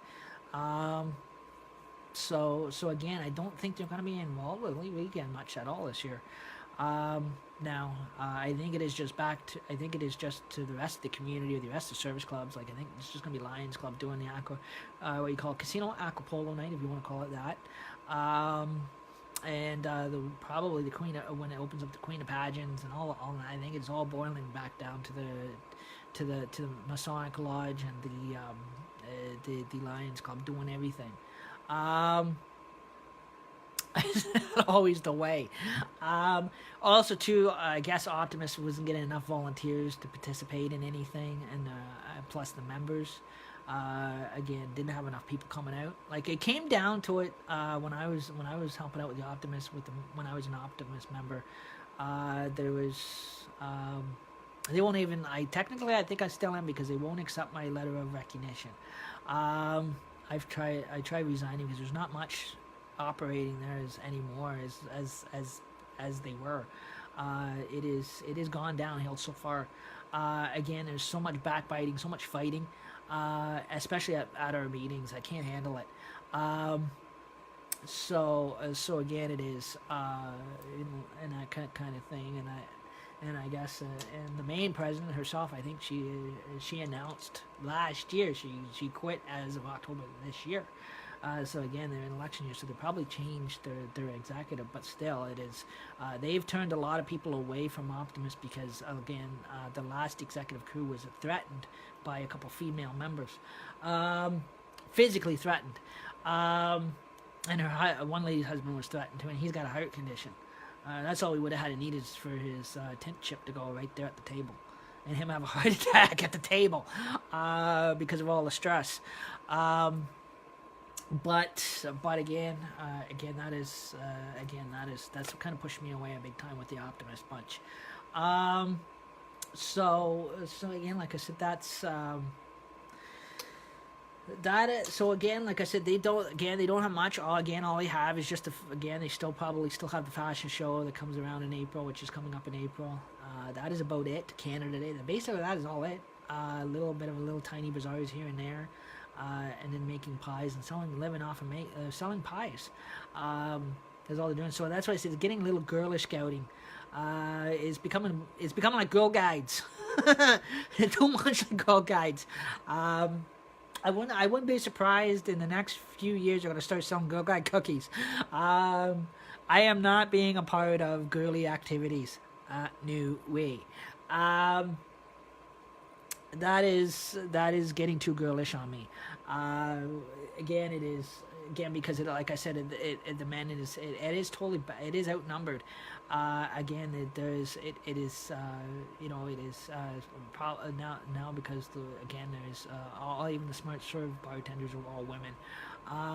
There's the two men bartenders, but that is about it. The one after his wife resigned probably would have stepped down too as well. I think. I don't know. The other one is too content with his hockey league and that kind of thing as well. So half the time he's hard to get. So technically, it's all down to women having their smart serve running the thing now. Everything that they used to do for Canada Day that I used to help out with because we had the barbecue. We don't do the barbecue anymore. So again, I had moved over to the fish fry to help out with the fish fry. Again, that's not really Optimus that does the fish fry. It's Freemason that does it. But again, but far as everything to do there is basically requires a smart serve license because it's all bar operational 9/10 of the time. Um, and that kind of stuff too. So, and the pancake breakfast in the morning is always full. Too many people helping out at that part of it.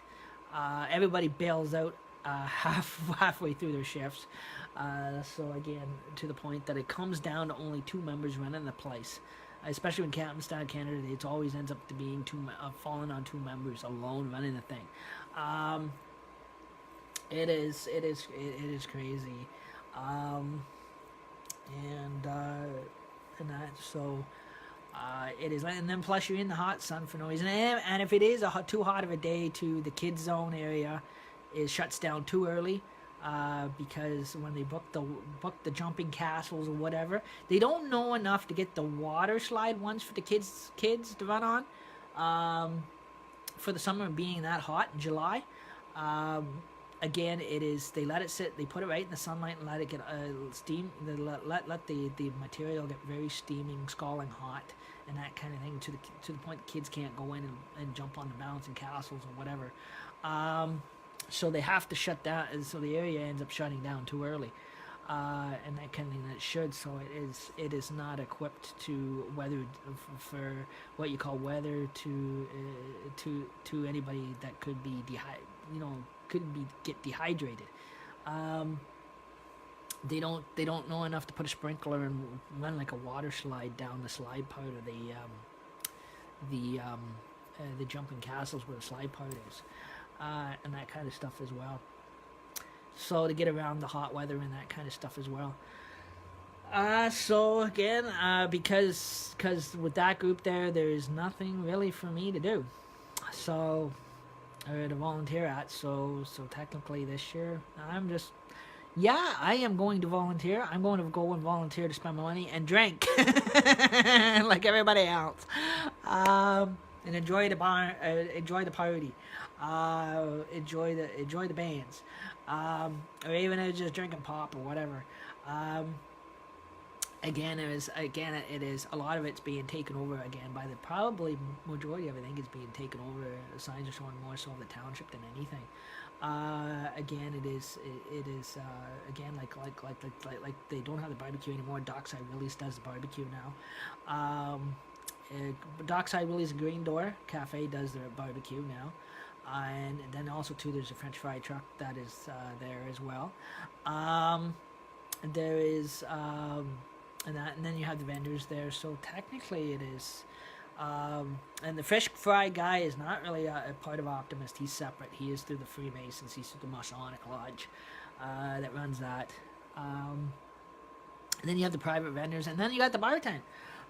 So again, and that, and so technically, if my file makes it out here from the Peterborough Legion on time, and I get and then I have enough money to renew my membership, then probably I'll be marching through the parade route with the Legion. Might be. So again, I get my Legion. Again, they've sent away for my Legion file to bring it out here. Again, it is a militant group. Their ways they don't fax it.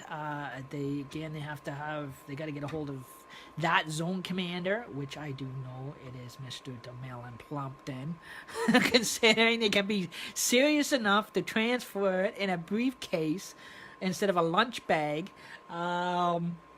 Transfer it to the halfway point so this district zone commander can go pick it up, and they can actually transfer it professionally, because when I was carrying colors for those two clowns, they couldn't do anything professionally without fooling around. That is B50. That's branch 52 for you guys. Peterborough. They're always fruity. It's a fruity branch, nice branch, but fruity. Out of all the ones I've seen, that has got to be the fruitiest ones. Probably my luck. It'd probably be late, if anything, because they have certain standards on how even when I transferred from Army Cadets to Air Cadets, again it had to be properly transferred by briefcase. Again, it could not be faxed through the fax system. I don't know what they do now. Maybe they trust it now through their fax machines. I don't know. But usually any militant organization like that, military club or military organization, when they transfer your files, it is done professionally. Means it is in a locked briefcase. They dig it out. The archives, they put it together and they put it into a briefcase. It is filed in a briefcase. And it is stickered to where it's going, where it's being stickered from, and where it's going to, and they put it in that briefcase and they lock it under lock and key, and they transport it by briefcase. So that means the zone commander actually from District 5, which is Zone 5, which is B52, which is Peterborough, Ontario, will actually have to transport it by briefcase, and which is combination locked to a halfway point, probably to Owen Sound, and then the zone commander for Owen Sound actually has to meet them at the halfway point, and it transfers locked briefcases, and it is actually brought out to Wyerton to branch 208. This is how it works. Or to whatever Legion is in your district zone commander for that district. And before my file comes out and I have to wait till the file comes out before it makes it to this point, before I can actually restart my membership, to renew my membership, and that kind of thing. And before I can participate on any parades, that file has to make it to this office before I can do that. Because the fact that I was a member of a different branch, not this one. So again, it is yes, it is a politics. I'm sorry, guys. It has a politicianal ways of doing things, or what you call regulations and standards. And that kind of stuff as well. So I'm just waiting to see if they call me, and again I'll give it a while, and so that way it gives it time to come through here, and then I'll check in, or probably if they don't call me, I'll probably call them to check in to see if they got it. If they've got it, then when I get the money, I will go in and I'll renew my membership, and sure, I'll be part of it. Moving up here from Peterborough by Greyhound. Worst thing to ever do. I am not moving again by Greyhound bus. It is annoying because half my luggage got left behind in Toronto. Platform 9. Yes, platform 9. Not 9 3/4. Platform 9. I accidentally left a bag again, because we moved everything in duffel bags, and avoiding the Greyhound, transferring one bus to the other. My one bag had my Legion blazer in it with my crest and buttons on it, and all I got at this end, when I got to this end, and I got figured, well, I had lost my Legion blazer. It was mine, thank goodness, that I paid to have the logo sewed on it. It was in a bag by itself. It was lost in that bag in Toronto. Wherever it went to, I do not know. Some homeless guy's probably enjoying it by now. Again, it was left in a bag with a bunch of movies too that didn't make it at this end either. Some cool, good movies too. And a bag full of CDs. I tell you, and a few PS3 games too. Some good ones. Again, didn't get on the bus. But again, I had lost my blazer in Toronto, and my tie was in my pocket of my blazer. My Legion tie was in my pocket of my blazer, and that kind of thing. So all I ended up with at this end was my pins, because it was in my bag with my shirt and my gray flannelettes, Legion flannel dress pants. New dress shoes I do have to get. But again, like I said, I lost my tie and blazer in Toronto. I think my pins weren't on it. My 75th medal. And my Legion pin was not on it. At least I had those in my wallet, the pins. And my poppy survived the trip too. So, like I said, I lose my false teeth for the IATA set.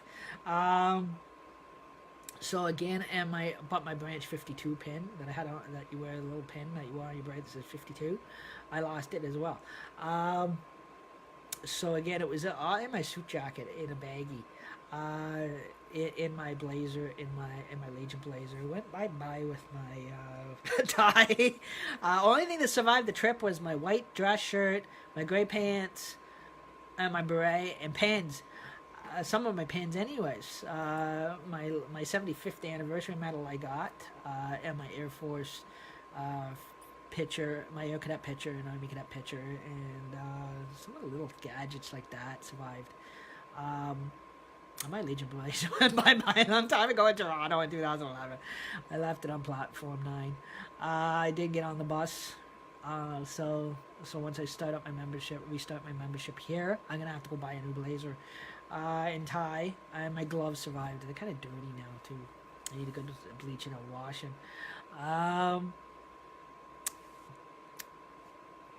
tell you, it is just so crazy. Again, that's why I don't like traveling to Toronto, because you lose everything, and that kind of stuff as well. Because not everything gets on the buses, and not all your bags get on the bus. So I thought my wife put all the bags on the bus. Here she is.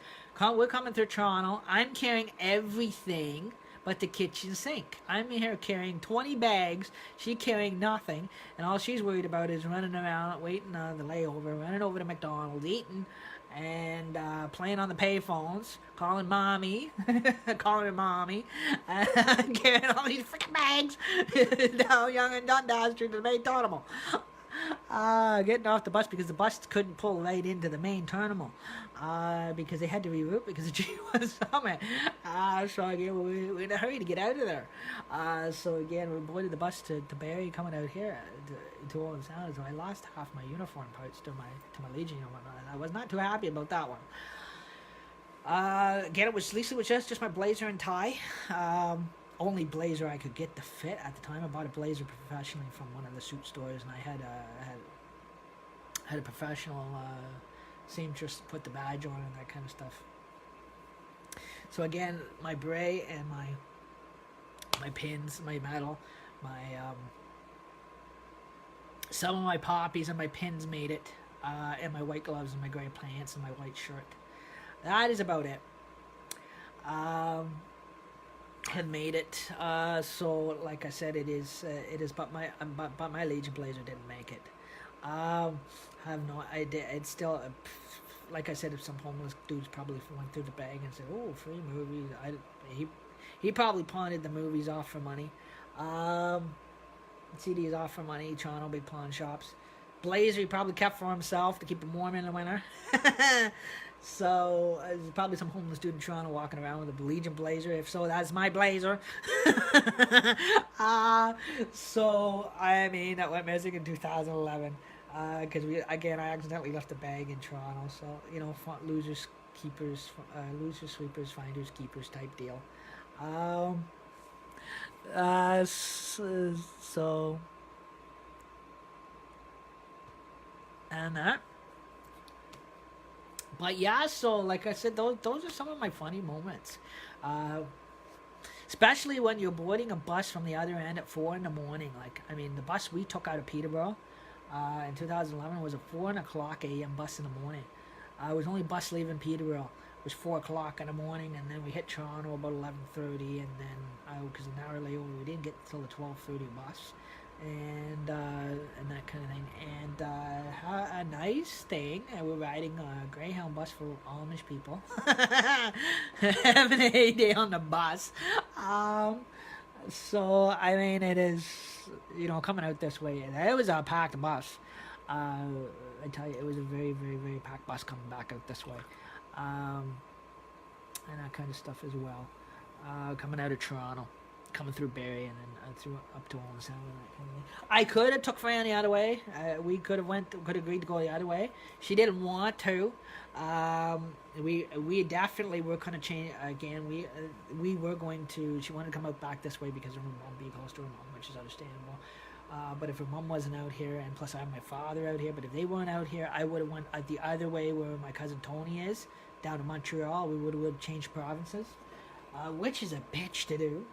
I've heard of people doing it. It is not easy, because if you have, if you're on any assistance and that kind of thing, even if it's Ontario Works or whatever, ODSP or whatever that you're on, it's not transferable out of province.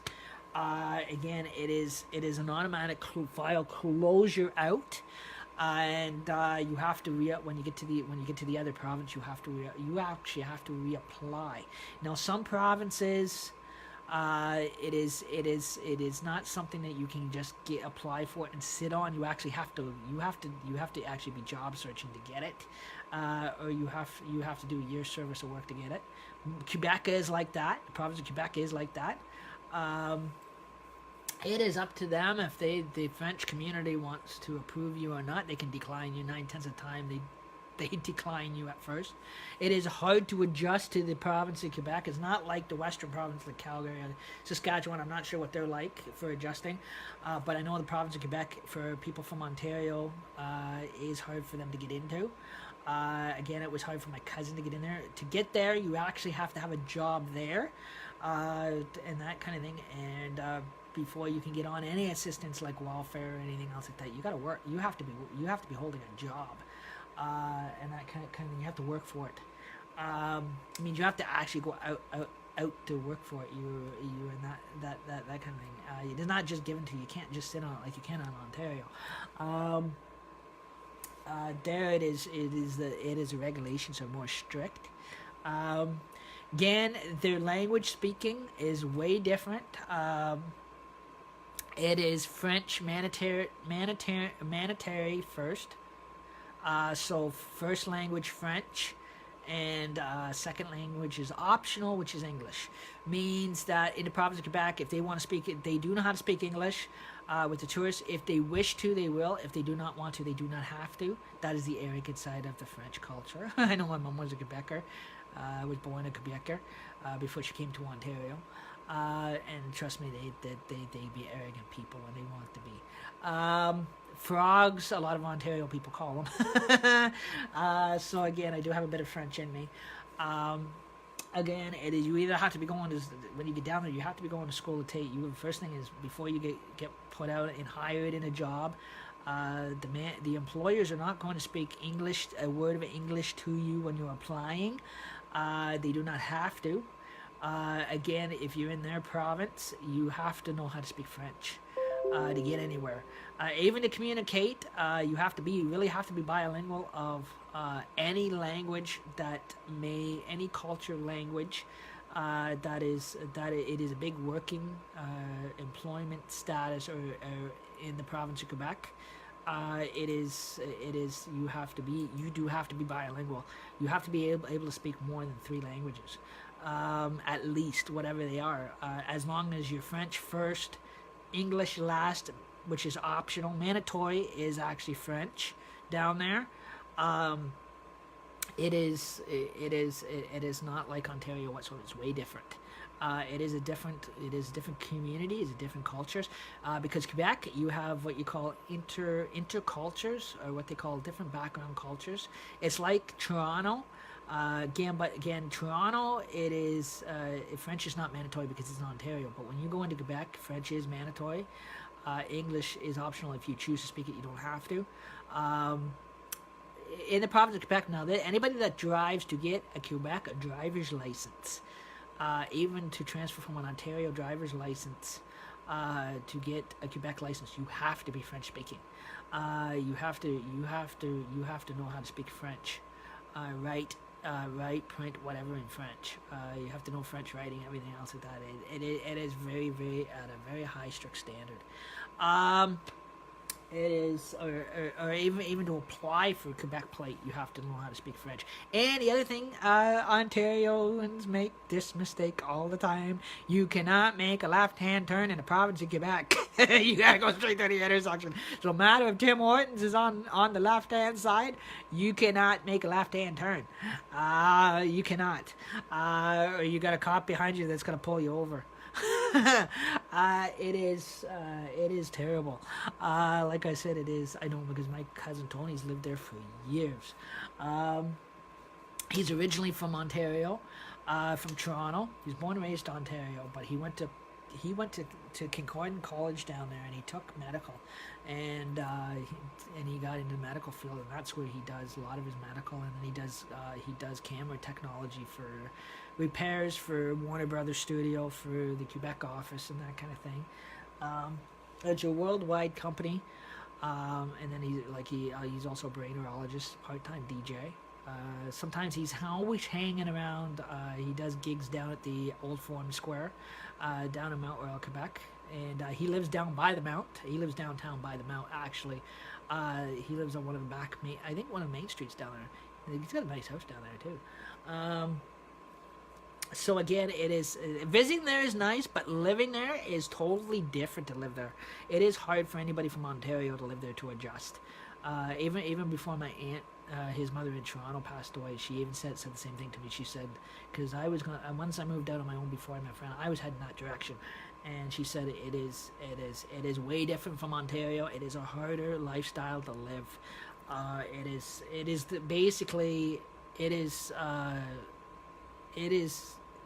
It is very hard being accepted in their province. It is not easy. It is not easy to. It's not as bad as going from one town to another town in Ontario, but it is worse going from Ontario to another province. Now, it's not as bad going to Manitoba or Saskatchewan or Edmonton, Alberta, or Calgary out west. It is the Maritime Province or the East Coast of Newfoundland. It is, but again, it is a lot worse going from Ontario to Quebec. Quebec is the worst strict province to ever get into. The rules and regulations is too strict. You're looking at going back to school, learning how to speak French, writing in French. If you get a job down there, lucky if you get a job. Again, you have to be bilingual because you got to be able to communicate with everybody. Again, like my cousin Tony, he is bilingual. He's originally his father's originally Greek, Italian, Spanish. So again, he speaks languages from French, Spanish, German, a bit of Greek, Italiano, which is Italia, and which is Italian, and so again, he is bilingual enough to actually to be able to communicate down there. Now he does know how to speak English. He does speak English. Again, he is, but again, it is. But like I said, English is optional. It's not mandatory there. They do not have to. They're sometimes they're good to speak English with the tourists. Sometimes they don't have to. It is not a requirement. They just have to know how to speak English. But again, they are allowed to converse their own language. Even when you go down there, everything is bilingual by signs. Their signs are all in French. Nothing is in English. There is nothing in their province regulations that they have to have all signs in English. It is optional because it is a French-speaking province. That's why most people that can't speak French or speak English, it takes a translator. I speak little like my mother was the only good one because she grew up there. She was in her childhood, she was good at speaking French. But because my grandfather was in the Air Force, she traveled around. That's how she came to Ontario, because my grandfather was a World War II vet, and she was a war veteran's daughter. So she was with 8 kids. She was moved around from out of the province and to Ontario here. But then to finish her education when she was a teenager, and she went to high school when she lived on CFB Trenton, base Trenton. Because he was in the Air Force, he was moving around all the time. But she knows how to speak. She used to know how to speak French when she was alive. But again, she used to swear in French too. Woo! Didn't I pick up a lot of swear words in French? Don't ever do that, because I don't know what you're talking about. You may get offended. And another thing is, I learned the hard way: do not ask for French fries. It is insulting to the French community. For some reason, they call them hot potatoes and gravy. That's their story. That's what they're sticking to. The word French is an insult to the province. So if you ask for French fries, they will have no clue what you're talking about. They'll say, "So no, we don't sell it." It is, it's quite funny, and that. But yeah, they've got a very lot of nice historical buildings down there and that kind of thing. And so like I said, it's. They do have maps too, but again, none of it's in English. Depends which part of Montreal, though, too, you're in. There is, but because it is a French-speaking province, they do not have to print anything in English. They can translate. Now, people that can't speak English, the Facebook is equipped with different languages now. That's a good thing about technology today. Facebook, you can set up in any language that when you write, you can set it up in German, Spanish, Italian, French, English, UK English, which is United Kingdom English, which is way different English than our Canadian English. A little bit of fast, which is a lot faster. There is also too, you can set it up in American English. Now, American English is a lot faster than our Canadian English. It's not the same. Again, they don't pronounce the vowels that we do, like the A, I, O, and U, and sometimes Y, and probably sometimes W. Those vowel letters are never used in any of their curriculum. It is totally stripped out of their spelling. It is annoying. So it's redneck language. If you're used to hillbilly, especially you get down to Georgia, Tennessee, Kentucky, it is all redneck territory. So again, southern United States, California, the language changes, the slang changes a lot faster English than it is Canadian English. It is quite interesting. So again, so no matter which part of the world you go, the language just changes. So when you get, especially when you get over towards Europe, the UK English is way different, harder to speak. It is not like our Canadian language or American language. Again, the American English is different from the United Kingdom English. Way different English, guys. Totally, a lot of people think it's all the same. It is not the same. One gets faster than the other, and one gets harder than the other.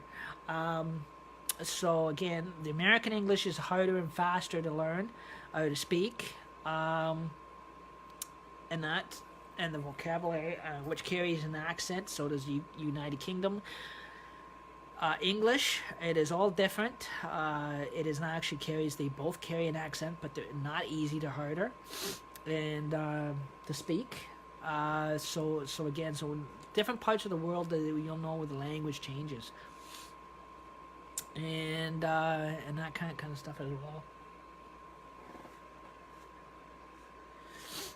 And So again, especially if you get over into if you get in countries like Germany, definitely the language and culture is going to change.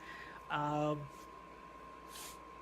Not especially, don't expect a word of English there because they can't speak a word of English at all.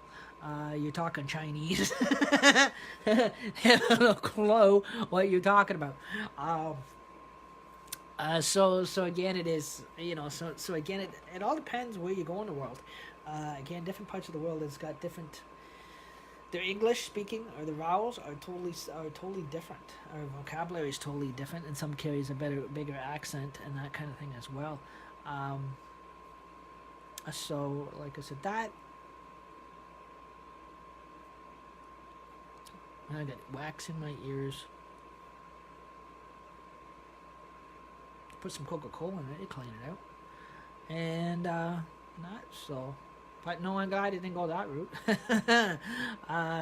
because it is, like I said, it is harder to communicate down there. Because, like I said, some parts of Quebec will not speak English. They know how to. They're just arrogant and choose not to.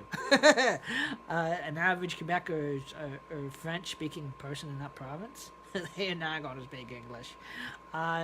If they're nice enough and they're hospitality and polite enough, they will. But most of the time, they'll stick to their own language, which is French, which is their main mandatory language. So if you do not know how to speak French and that kind of stuff, and you don't have a translator with you, or they don't have a translator with them, you've got a bad communication connection. But again, like I said, it is but again, visiting wise is not as bad. To visit there is not as bad as actually becoming a resident or living there. But again, if they come to Ontario, if they move into Ontario, they've got it easier. In that, because English is our mandatory language, French is optional. They have to. They definitely, if they come to Ontario, they have to know how to speak English. That there's no word around that one. But if we were to live there, we have the same deal. We have to know how to speak French. Because if we can't speak French, we're not going to survive down there. The communication wise of that culture or that province. That's why I said it is all different. Also, too, the western provinces, they carry a different type of cowboy. They have Calgary. They do have a bit of a Canadian accent. This is where rest of people around the world say we have an accent. The main Canadian accent kicks in out west, which is Calgary, Alberta. So they like to say a lot after each sentence. Ontario here, you won't hear that as much. But in Calgary, anybody from Calgary, Alberta, when they talk, or they finish or in the middle of conversation, or they're having a conversation, they'll say a, after each sentence. They will pronounce the a too freely, and they have that bit of that cowboy language that we call it. Texan, can't really say it's not American. It is Canadian, Canadian cowboy accent. So again, it is. They've still got a bit of an accent, but out west they have out in Calgary they will if you notice they will, or Edmonton, Alberta. If you've ever lived out there or been out there, that's where the Canadian accent changes from the Ontario accent. So you do pick up a bit of a Canadian slang, which will say a, and after each sentence, they'll be like, hey, you want a beer? A, meet me for a beer. A, Good thing they're not repeating with huh. They can do that too. They'll either do the John Wayne accent, like they'll either say a, huh, yep. So yippee-ki-yay. So different cultures. Well, the A is pronounced in every single word out there. It is too free of an accent. So that's where the A that everybody jokes about, that we have the accent. That's where it actually kicks in, is more so Calgary, Alberta, Western provinces, um, and where Quebec has a French accent. So if anybody remember John Chrétien, where he talks with the lip, again there's a bit of a Quebec, bit of a Quebec accent. Again, so the accents changes. Um, Compared to provinces. Then when you definitely get into the American English, you get into the southern United States, the A is totally dropped, or the what you call the vowels all drop, and it is the words are pronounced totally different. So again, they'll actually talk with a southern hillbilly accent.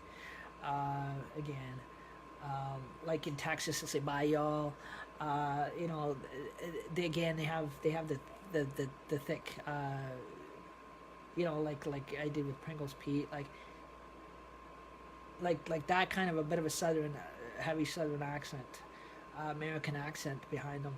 Um, they have a bit of the southern accent slang, even Kentucky. Um, so again, the A's, the O's, and that are not pronounced. Um, so again, like I said, it is all totally different culture, all in generally. Like I had some friends, they wanted a better education, and that they paid top dollar to change their citizenship, and they became Americans, and they left Ontario, went to school in the States, and because they went to private school. And they said they got on top of it, they said they got a better education, but they said the language is too hard to keep up with. They said that there's too much of a faster English accent than there is which is a little harder, but again is way different than Ontario, Canadian, Western or Ontario English, because it all changes. And then there's the Quebec language, and then they said there's also, when you get in London, England, there's the United Kingdom, there's which is not United Kingdom, London, England accent. And now there is another Peterborough, guys. There's Peterborough, Ontario here in Ontario, but then there's also Peterborough, England, which is in England, where the Queen lived, which is not far from London, England. It is called Peterborough, England. I was always shocked, because I always thought the Peterborough in Europe would have been Ireland, because the fact that Peter Robinson, that was the descendant of Peterborough, Ontario, down where I'm from, was an Irishman. So again, he was from northern Belfast, Ireland, descendant.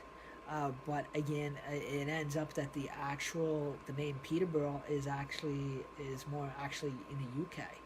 The main the other Peterborough is actually Peterborough, UK, United Kingdom, England, in the UK, which is not far from London, England. Just like we have in London, Ontario. Again, so again, over in England, there's London, England, where the Queen lives, and there's Peterborough, England. There's Winchester, England. So again, so it takes in the British Isles, okay, over there, and then you in the British Isles, you got Ireland, Scotland, England. No, not Hawaii, like everybody thinks. Either way, guys, Hawaii is a part of the United States. I always thought it was a country itself, but no, apparently it is a state. I did not know that. It's a little island, yes, but it is kind of big for an island. Too many cities for a small island. But no, guys, it is actually an actual state. I did not know that. I didn't know Hawaii was actually registered as part of the United States. I thought it would be a country of its own, but it should be, anyways. But yeah. So like I know when I was in high school, I took a lot of history and that kind of stuff as well. I'm surprised I flunked history in high school. I kind of now, because you got technology, you got internet now. Like when I was in high school, we didn't have internet. We didn't have all this fancy stuff. This fancy internet stuff Facebook didn't come around until after I came out of high school. We had the basic internet that started in what was it, in 19. I was in Air Cadets at the time when the internet originally came on the market. 1997, 98. That's what we have in a heyday with the IBM computers, because we were sitting up in the captain's office in the Air Cadet office. I remember 1998. We're sitting up in the Fort Dwight wing, and we're on the internet. We're playing Duke Nukem on the internet. That is the first founding program of the internet when it started. And that we missed our rake calling of the rakes. So before our flights formed, our Air Cadet flight formed up, we were too busy tuning into Duke Nukem playing a war game. We weren't paying attention to the drill sergeant and that kind of thing. Either we weren't listening or she wasn't yelling loud enough. But again, we got conned into doing like 500 push-ups and sit-ups for not responding to forming up in a flight. We were too busy playing and tinkering on a computer, because the internet was a new thing. There was no Facebook yet, but again, it was so funny. So again, we had extra marching time for it, for not listening. We had PT. Again, we got conned into doing push-ups, sit-ups. We got yelled at for 2 hours. And that kind of non-stop, and that kind of that kind of thing. And we were teenagers, and it was like because we did not form up, and we missed our flight call, which is flight call. What we call flight call is when, like, in each cadet division, no matter if it's Army cadets, Air Cadets, Sea Cadets, it follows military standards.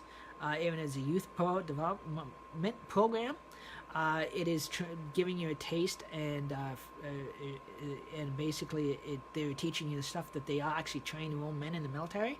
But again, we're like, they used to call us baby cadets because we were children.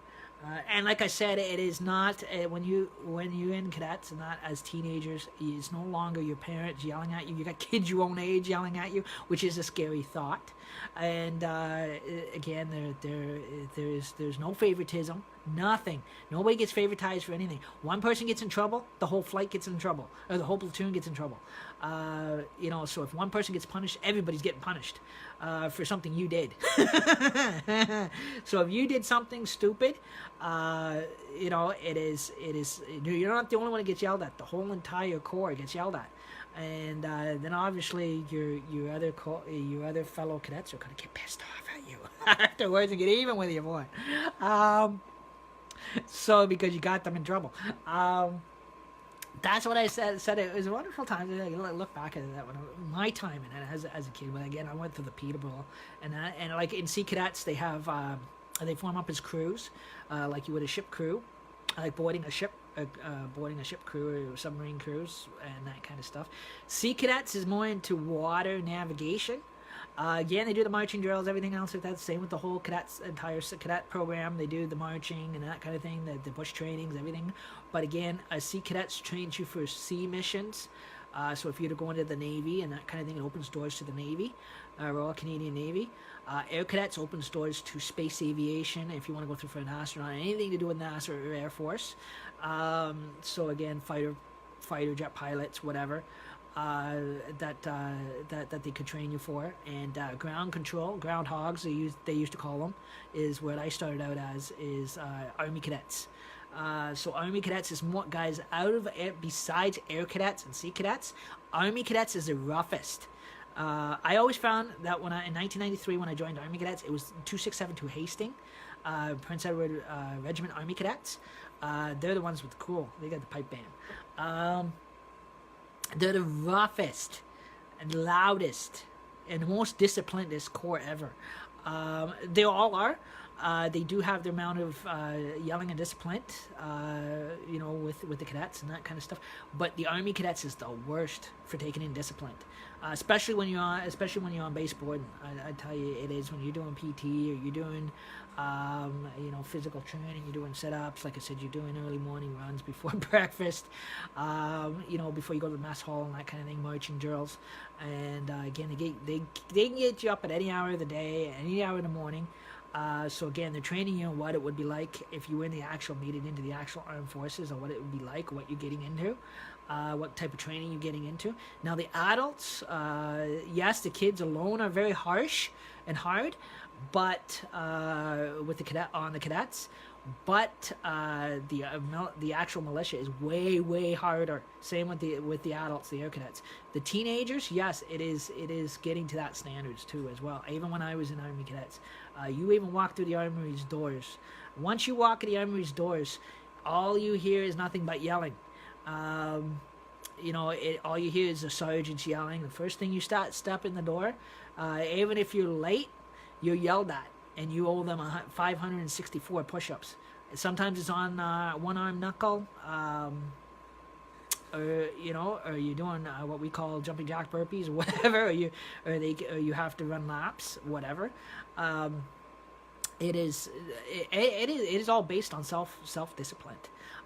So again, it is like I said, it is way different than having, if you're growing up, if you ever had your parents punish you or whatever. Being in cadets, you no longer have your parents telling you what to do. You've got kids the same age as you are yelling at you, COs in your face. They're all the same age, but there's a rank structure. They're a higher rank than you are. Always a higher rank than you are. They can go as high as Chief of Warrant Officer. So again, it is. You got kids your own age jumping down your throat for every little thing. I look back. It's not, again, going through it. It was kind of harsh. And some people would say it's very anxiety provoking, more so than anything. But I kind of look back; it's actually kind of funny because today they make you better people. So like even if you did qualify to get into Canadian Armed Forces, then you're actually considered as being you're being self-disciplined enough. You've learned enough self-discipline. You've learned some of the exertions or bush exertions they were teaching, because some of the same curriculum they're teaching in the cadets as they do teach in the militia too, in the Armed Forces. So it is all on Canadian military standards. So. Even though that everything with the youth department of the cadet system is all supplied by D&D, Department of National Defense, it supplies the cadets and that kind of stuff as well. Some cadets do buy their own. When I was in cadets, I bought my own combat equipment. They do supply the cadets with it, but I bought my own when I was in it from a secondhand surplus store when I was in business. I sold it off to a couple. I sold when I left Air Cadets. I sold it all off. I had my own sleeping bag, my own tent that I had bought too, bush tent, and I sold it off as a kit, rucksack, everything, to an Armed Forces guy and that kind of thing, because I had bought my equipment from a used surplus stores and that kind of stuff like that, military outfitting stores, like in Owen Sound you have discounters or whatever you call it. What's the place that they have? That sells all the military gear. It's like a surplus store market. I forget the name of it now. Anybody lives in Owen Sound here probably know the name of it. It's a discount place. It is like a surplus store. It's got everything to do Army surplus market. Again, Peterborough has one of those stores in it. As a kid, I bought my own stuff and that kind of stuff as well. Gave back all my uniforms when I left cadets and that, because I didn't make it to like I said, I didn't make it into the Armed Forces that I wanted to. I would have been nice, but I didn't. Like I said, I couldn't pass the aptitude test. It was too hard. Again, it is like I said, it is very hard because they do repeat the same questions over again. Now they down there did not allow rewrite, especially when I was about 18 at CFB Trenton. They did not allow rewrite. Definitely. You failed the exam. That was it. You were done. They automatically RTU, which is a word that refers to return to cadet unit. which is they use it is a code word that is it is even the military uses it. It is if you don't work out, it is in the actual military behind it. It's an actual discharge from the military. In cadets, it is again it can actually be in some cases can be a discharge from the air cadets, sea cadets, army cadets, whatever. But in my case, if they write RTDU'd, means return to discharged unit. That means your unit is discharging you from the cadet entire system in generally for some reason. It is meaning that you are out of the actual cadet corps itself. So again, it is. So again, or if they write on your, if they write down or they paid you and they say RTC unit, means return to cadet unit without discharge. So again, it is all different. That the bases use. So again, all the bases are based on, even with the cadets, they're all based on these different code words and that kind of stuff as well. I thought it was really cool because they talked all that when we were in cadets. I didn't even know when I was in cadets myself what those words meant, and somebody explained it all to me. I was, when I was in cadets, just because of a lack of the education end of it, it was really hard because I failed the aptitude test. I only was written up as RTCU'd. Means return to cadet unit at that time when I was in cadets. So again, that was 1998, whatever. So again, I was lucky. I did not get the D in there. Some people did get the D. Some people got the D.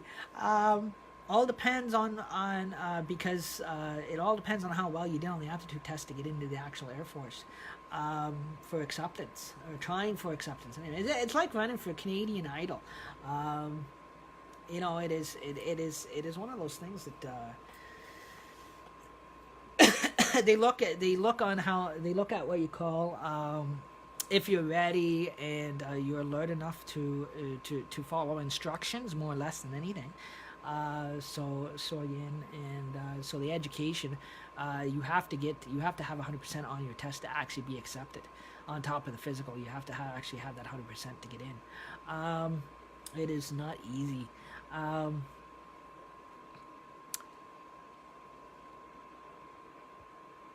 I would have, like I said, I would have loved to get into it. I didn't. Like I said, I would have never met my wife if I did got into it. Yeah, people say, well, you can go try now. You probably can try now, and that kind of thing. Because I'm only 38, but this is you can go until you're 45.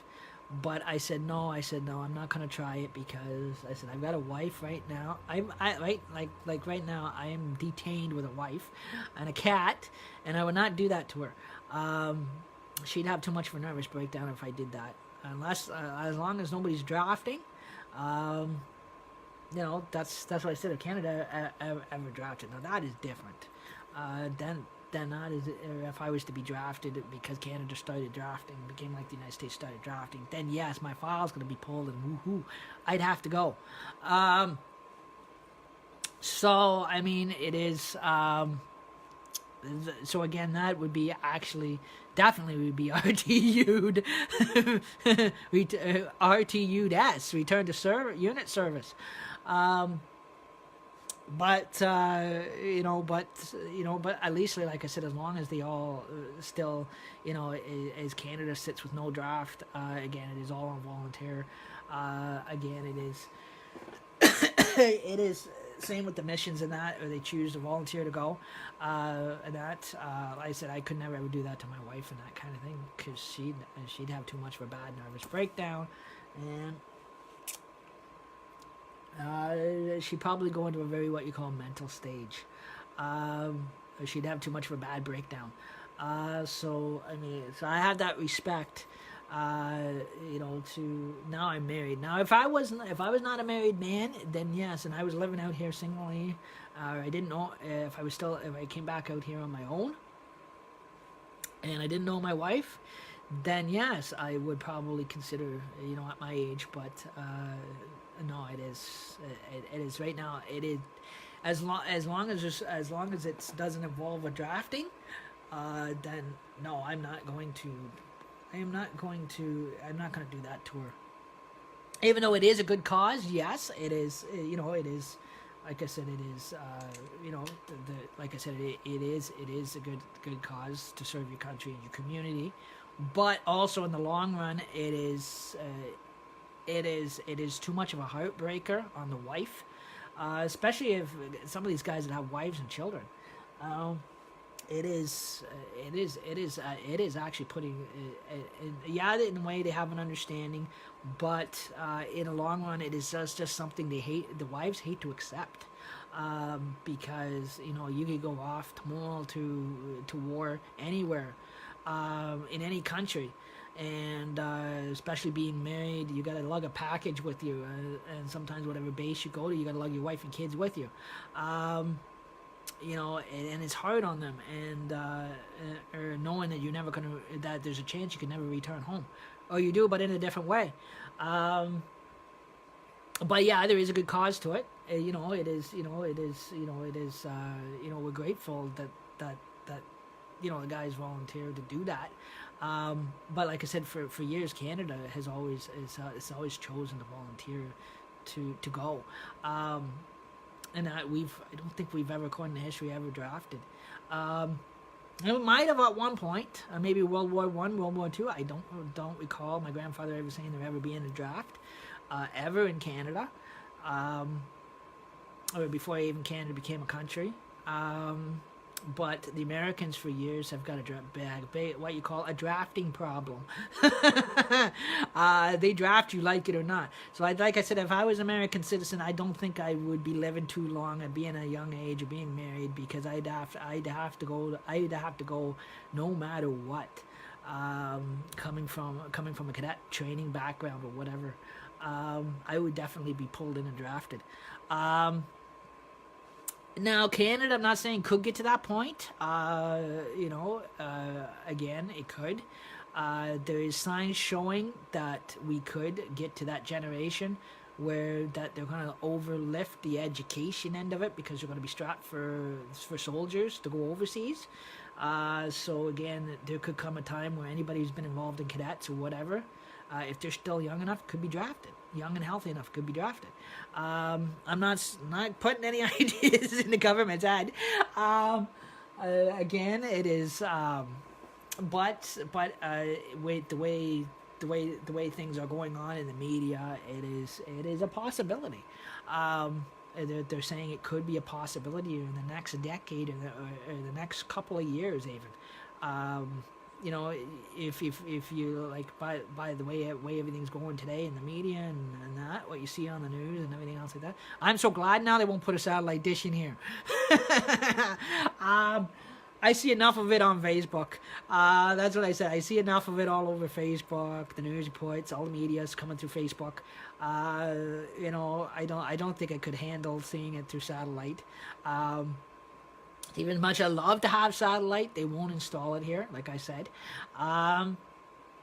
We're too high up, and we cannot afford a bucket truck for them to install a satellite dish. It's too expensive.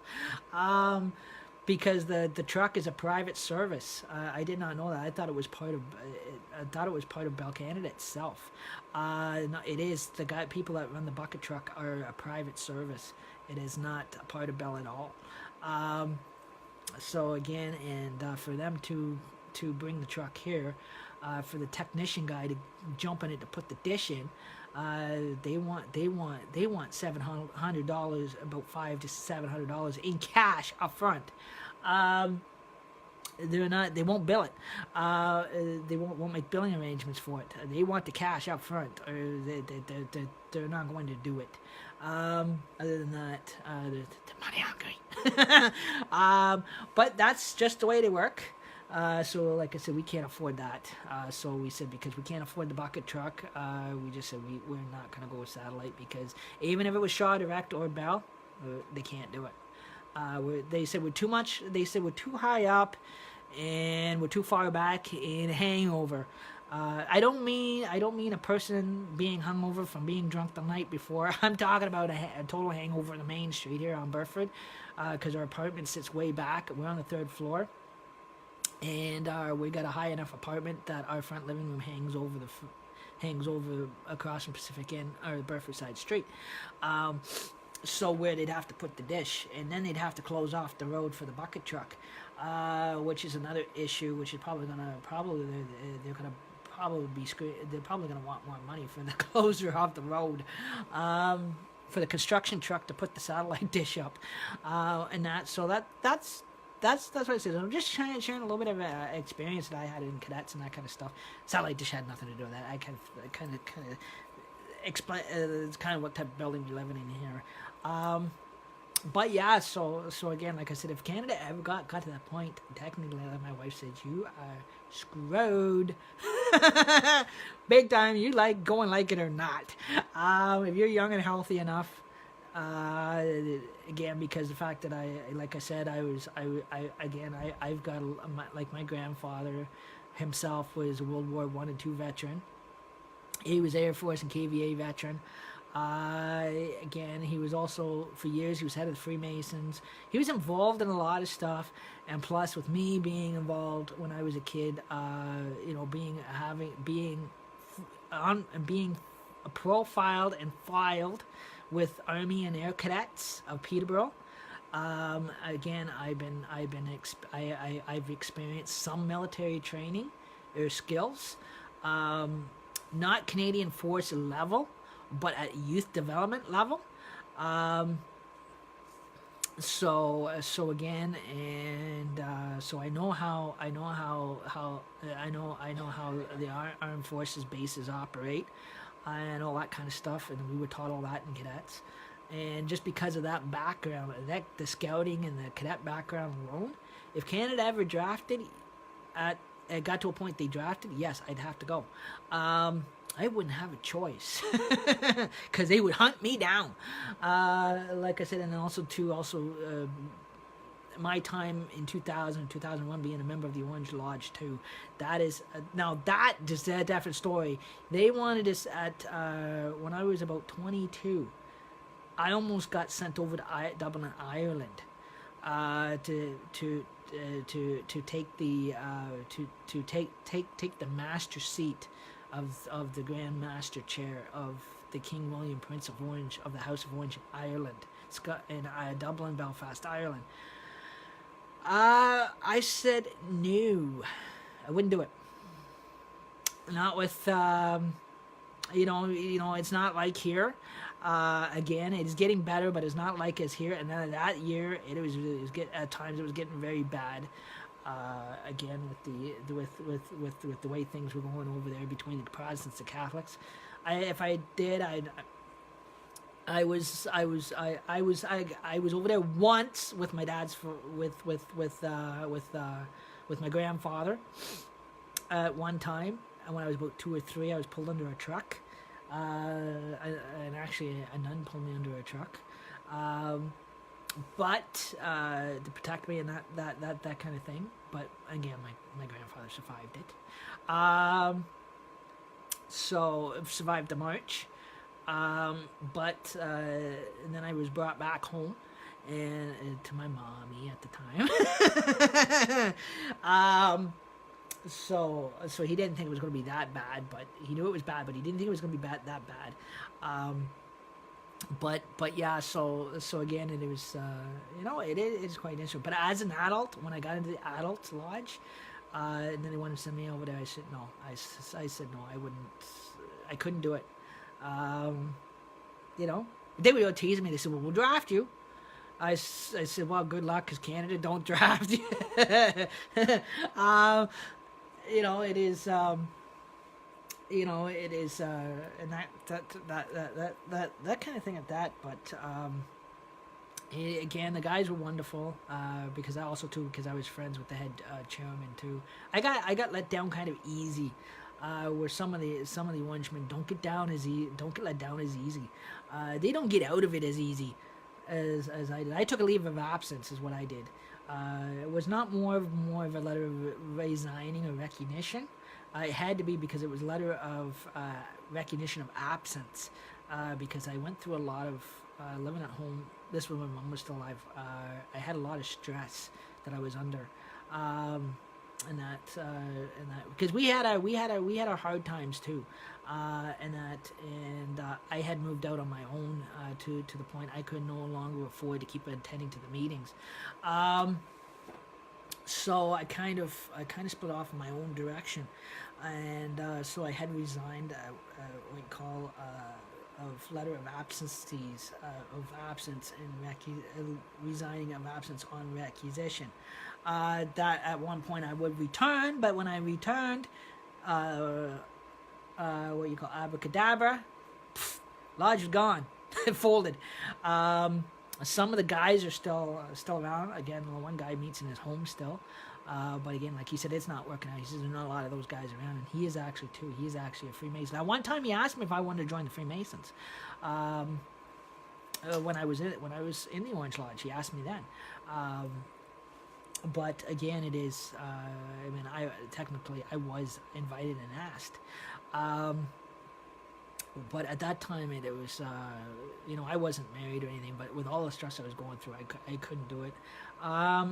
But now I'm happily married, and that kind of thing. I've got a wife that goes nuts.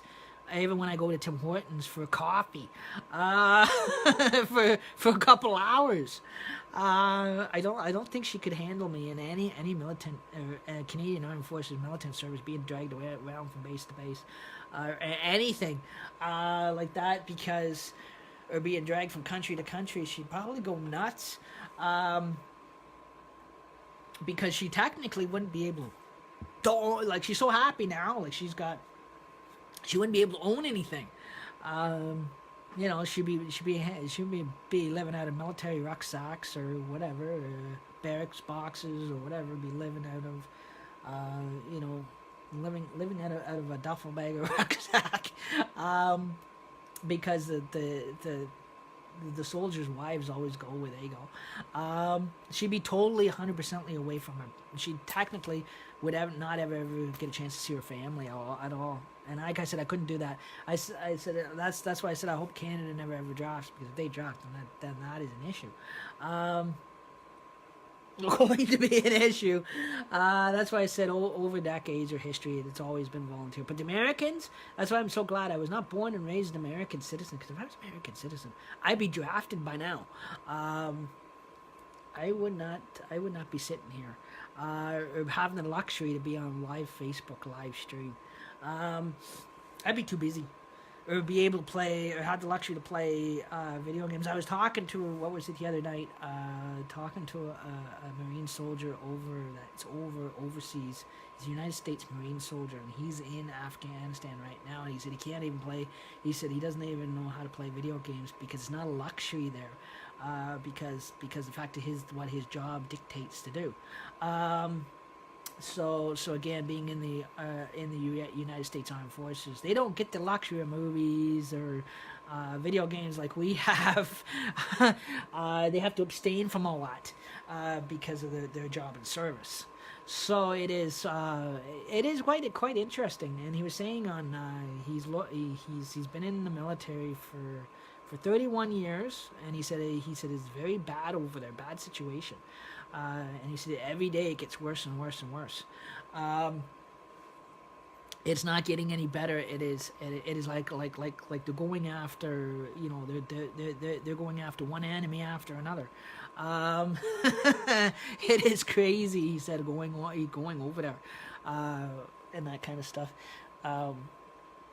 But they said they do. He said he does have access to some type of internet that they have on the base, but he can only talk short-term form because his sergeant can call him out to duty at any point in time, and then he has to go.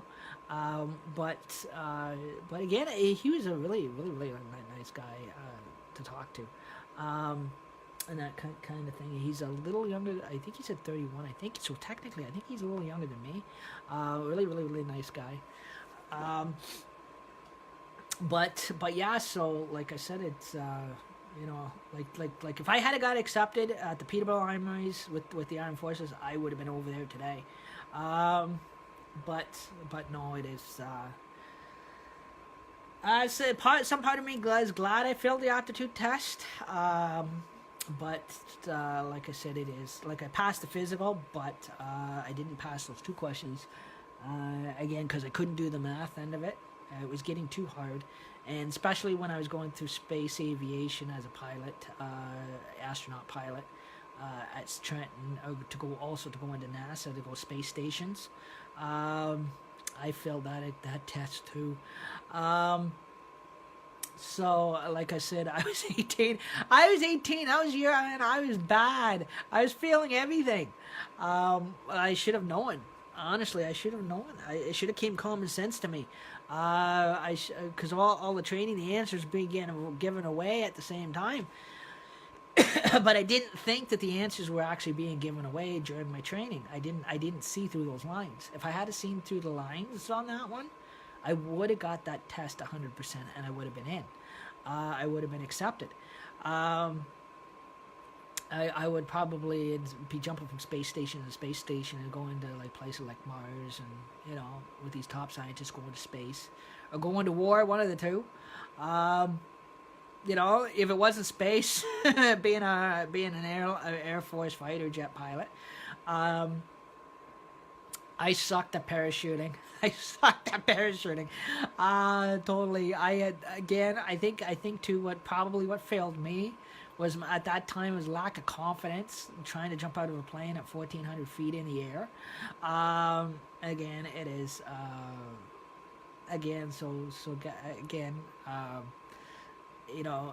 So again, it took me a while to jump, but I actually jumped. My sergeant made sure my chute was packed right, and he says, you know what?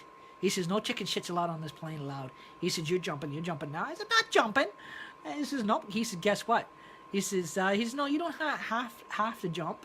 And he walks by me with a coffee that he got. They had a coffee pot on the plane. Walks by with a coffee, and he says, would you like a coffee? And I said, sure. And he says, oh, here you go. And then shoves me out of the plane. He says, don't forget to pull the chute.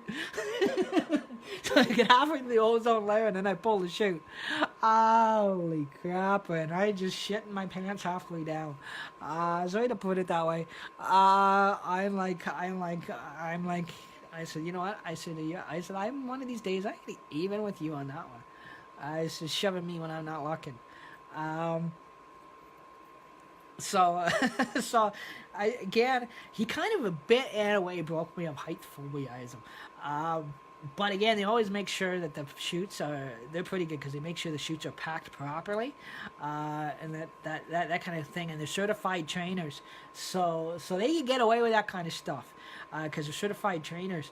And I felt like saying, I said, you bastard. we never after that we never got along. That's what I said. We did not see eye to eye at all on anything after that. But again, he did. I have to go in. He broke a lot of what you call a lot of fear out of me on that one. On that. But like I said, I passed the physical. I had passed everything, the requirements. But when it came to the test, I failed the test because the math question was getting too hard. And if I had got accepted, I would have, I would have sacrificed everything to be accepted, to get in. But again, like I said, it is, But I missed those 2 questions. I didn't get in. And again, the military they won't do oral testing. They don't believe in doing that. It is fair game for everybody. They have to get it. Yeah, you have to get the test right, or you don't get accepted. You don't get in. There's no favoritism. They have to keep everything fair to military code of conduct and chain of command. So that's what I said. It is a lot of people think they look at them, marching down the street with the uniforms. And, it is very easy life, but when you're in that uniform and you're in a service, it is not easy. It is not going to be easy. There's brick walls you run into every day, and also during your basic training, your sergeants are going to do everything to try to get you to quit. They're going to discourage you to a very quitting level, to see if you quit, to see if you get pissed off and quit. because that's what they want. They want to see if you're going to be a quitter or if you're going to carry on, whatever. They're going to push it, push and push and push and push and push. So again, that is their job. Is they'll do everything. They'll get into your head. They'll play head games. They'll try everything to discourage you from going ahead, to go forward. They'll discourage everything to try to get you to quit. They'll say stuff to you. They'll get inside your head. They'll say stuff to you that is inappropriate, but that is part of the training. It is part of the discipline. They're going to be in your face 24 hours, 48 hours a day, yelling at you. Those are things that you accept when you sign the dotted line and you get in. Fortunately, you get accepted to get in. You're going to be controlled like a robot. You when you're on their time, you're their property. They have rules, regulations, rank over and above you. If you recruit, whatever, they will totally know how to get to your weak points. Some of the I know there was a couple women I went, some of the girl cadets that I went to school with, we were in the same class together. Some of them couldn't even handle the cadet system. They broke down crying because of the yelling. It was too powerful. It was too, especially if they got the female sergeants have got a voice on them like a man. I'll tell you. When they get going on that, when they get mouthing off on that parade square, or even base is the worst. There's some good times where there's good sides of them. When they're in series, they're in good sides. They don't use the rank structure, but when they're in uniform, they're totally different people. There is when they go in their uniforms and that kind of thing, the what they call the friendship. Even if you're friends with the sergeant or grew up with the sergeant as kids, like I did, the friendship line kind of dies down. So technically, there's no favoritism. Everybody, you become treated equally. You're disciplined equally. So again, it is, even though, yes, they are your high school friend or your public school friend, when they're in charge of that parade square, they are God to you. You listen and do what they tell you to do, no matter if it's right or wrong. They're 100% under control, because they've had power and authority. They've got their rank that they've earned, and they overpower you. It is a very strong movement. It is good for the discipline wise and that kind of stuff. But again, like I said, like when they're doing the sports end of it, they're not as rough as they are in the training part of the training. Some of the running, yes, they can be rough on you. Running up a hill on base, that is the hardest. I always found the PT end of it. That's where the heavy yelling comes into, especially when it's the bush training out in the bush, out in the boonies or out in the swamp, and if you're out in the woods, out in the bush, and you're on basic bush combat training, that is where all the yelling happens. More so, that is where the main heavier discipline is compared to the armories. The armories, yes, is very heavy discipline. It is loud, but when the cadets get on the base, it is even louder. It is a lot stronger. It is a lot more powerful than anything. It is good because it contains yourself, self-discipline, everything. That's what I said. Now I don't know. They may have changed. They probably lightened up a bit in this generation. I don't know. They may be changed some of the curriculum with the cadet system. But maybe not. But I know Army cadets will never. I know with the Army cadets, they'll never change. They're very. I remember downtown Peterborough Canada Day Parade. Here I am doing because somebody got in trouble for something, I forget what it was, and the whole platoon had to get down on their faces in the middle of George Street, Peterborough, Ontario, in front of Cenotaph, and do 190 push-ups. And by the time we got to the 190th push-up, we were exhausted, and the parade decides they wail the sirens, the parade's routes, gonna march down this main street. I'm ready to pass out in the heat. Holy crap! I'm I'm like, I said to my son, give us a break, dude. I'm like, it's Canada Day. And then he says, no, he says, you know, for you, he says, you can do one more push up for opening your mouth. And one extra one for calling me a dude. I thought that was funny. Again, but we finally, so again, in middle of the standing to attention to the national anthem, is the only thing that freed me from that extra push up. But yeah, so again, it was embarrassing, especially the main street downtown Peterborough, Ontario. I like down in front of City Hall, and especially a population, a large population, big city like that there, and that, and that. So again, I was on the again. Also, when I was in cadets, I was when I was old enough to join Legion, I was on the color guard. When I was in cadets, I was on the color and rifle guard. I did not know if anybody was asking. I was not trained to do rifles. I was actually for my time in Army Cadets. Again, I was actually color guard and slash fill-in sergeant in arms for the Army for 2672. Army Cadets. So again, we kind of had a bit of a break. So again, and in the cadet system is different because it doesn't go by elections, like it does the Legion. Army Cadets, it is you're appointed, like it or not. If you hold the rank of sergeant, you wear the. If you hold the rank of sergeant in Army Cadets, or if you hold the rank of master corporal or sergeant in the Army Cadets, which I made it up to master corporal, almost sergeant. Then you are appointed to lead the color and rifle guard. Automatically, it comes with the package. You are actually have to take that honor. You have to take the front of that platoon.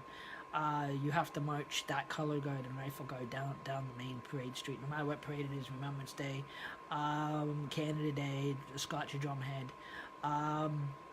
And that kind of thing too, and I was also when I was in 2672 Army Cadets in Peterborough. I was also in the pipe band, and that. So when I transferred over to Air Cadets, I went down to strictly to band service directment, helping out with the band and that kind of stuff. Which I got a band director's award for that.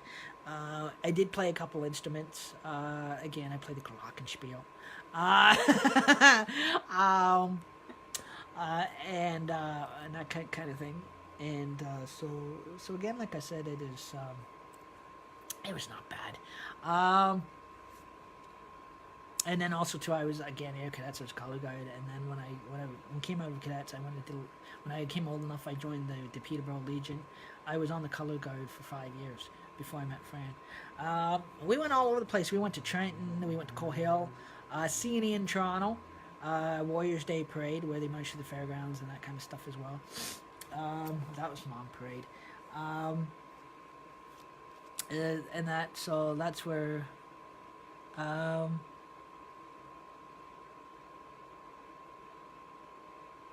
Oh, okay, cool. And so was my grandfather. He was they probably knew each other back then. Because they were my grandfather, Richmond Clarence Cowdery, was in the Air Force.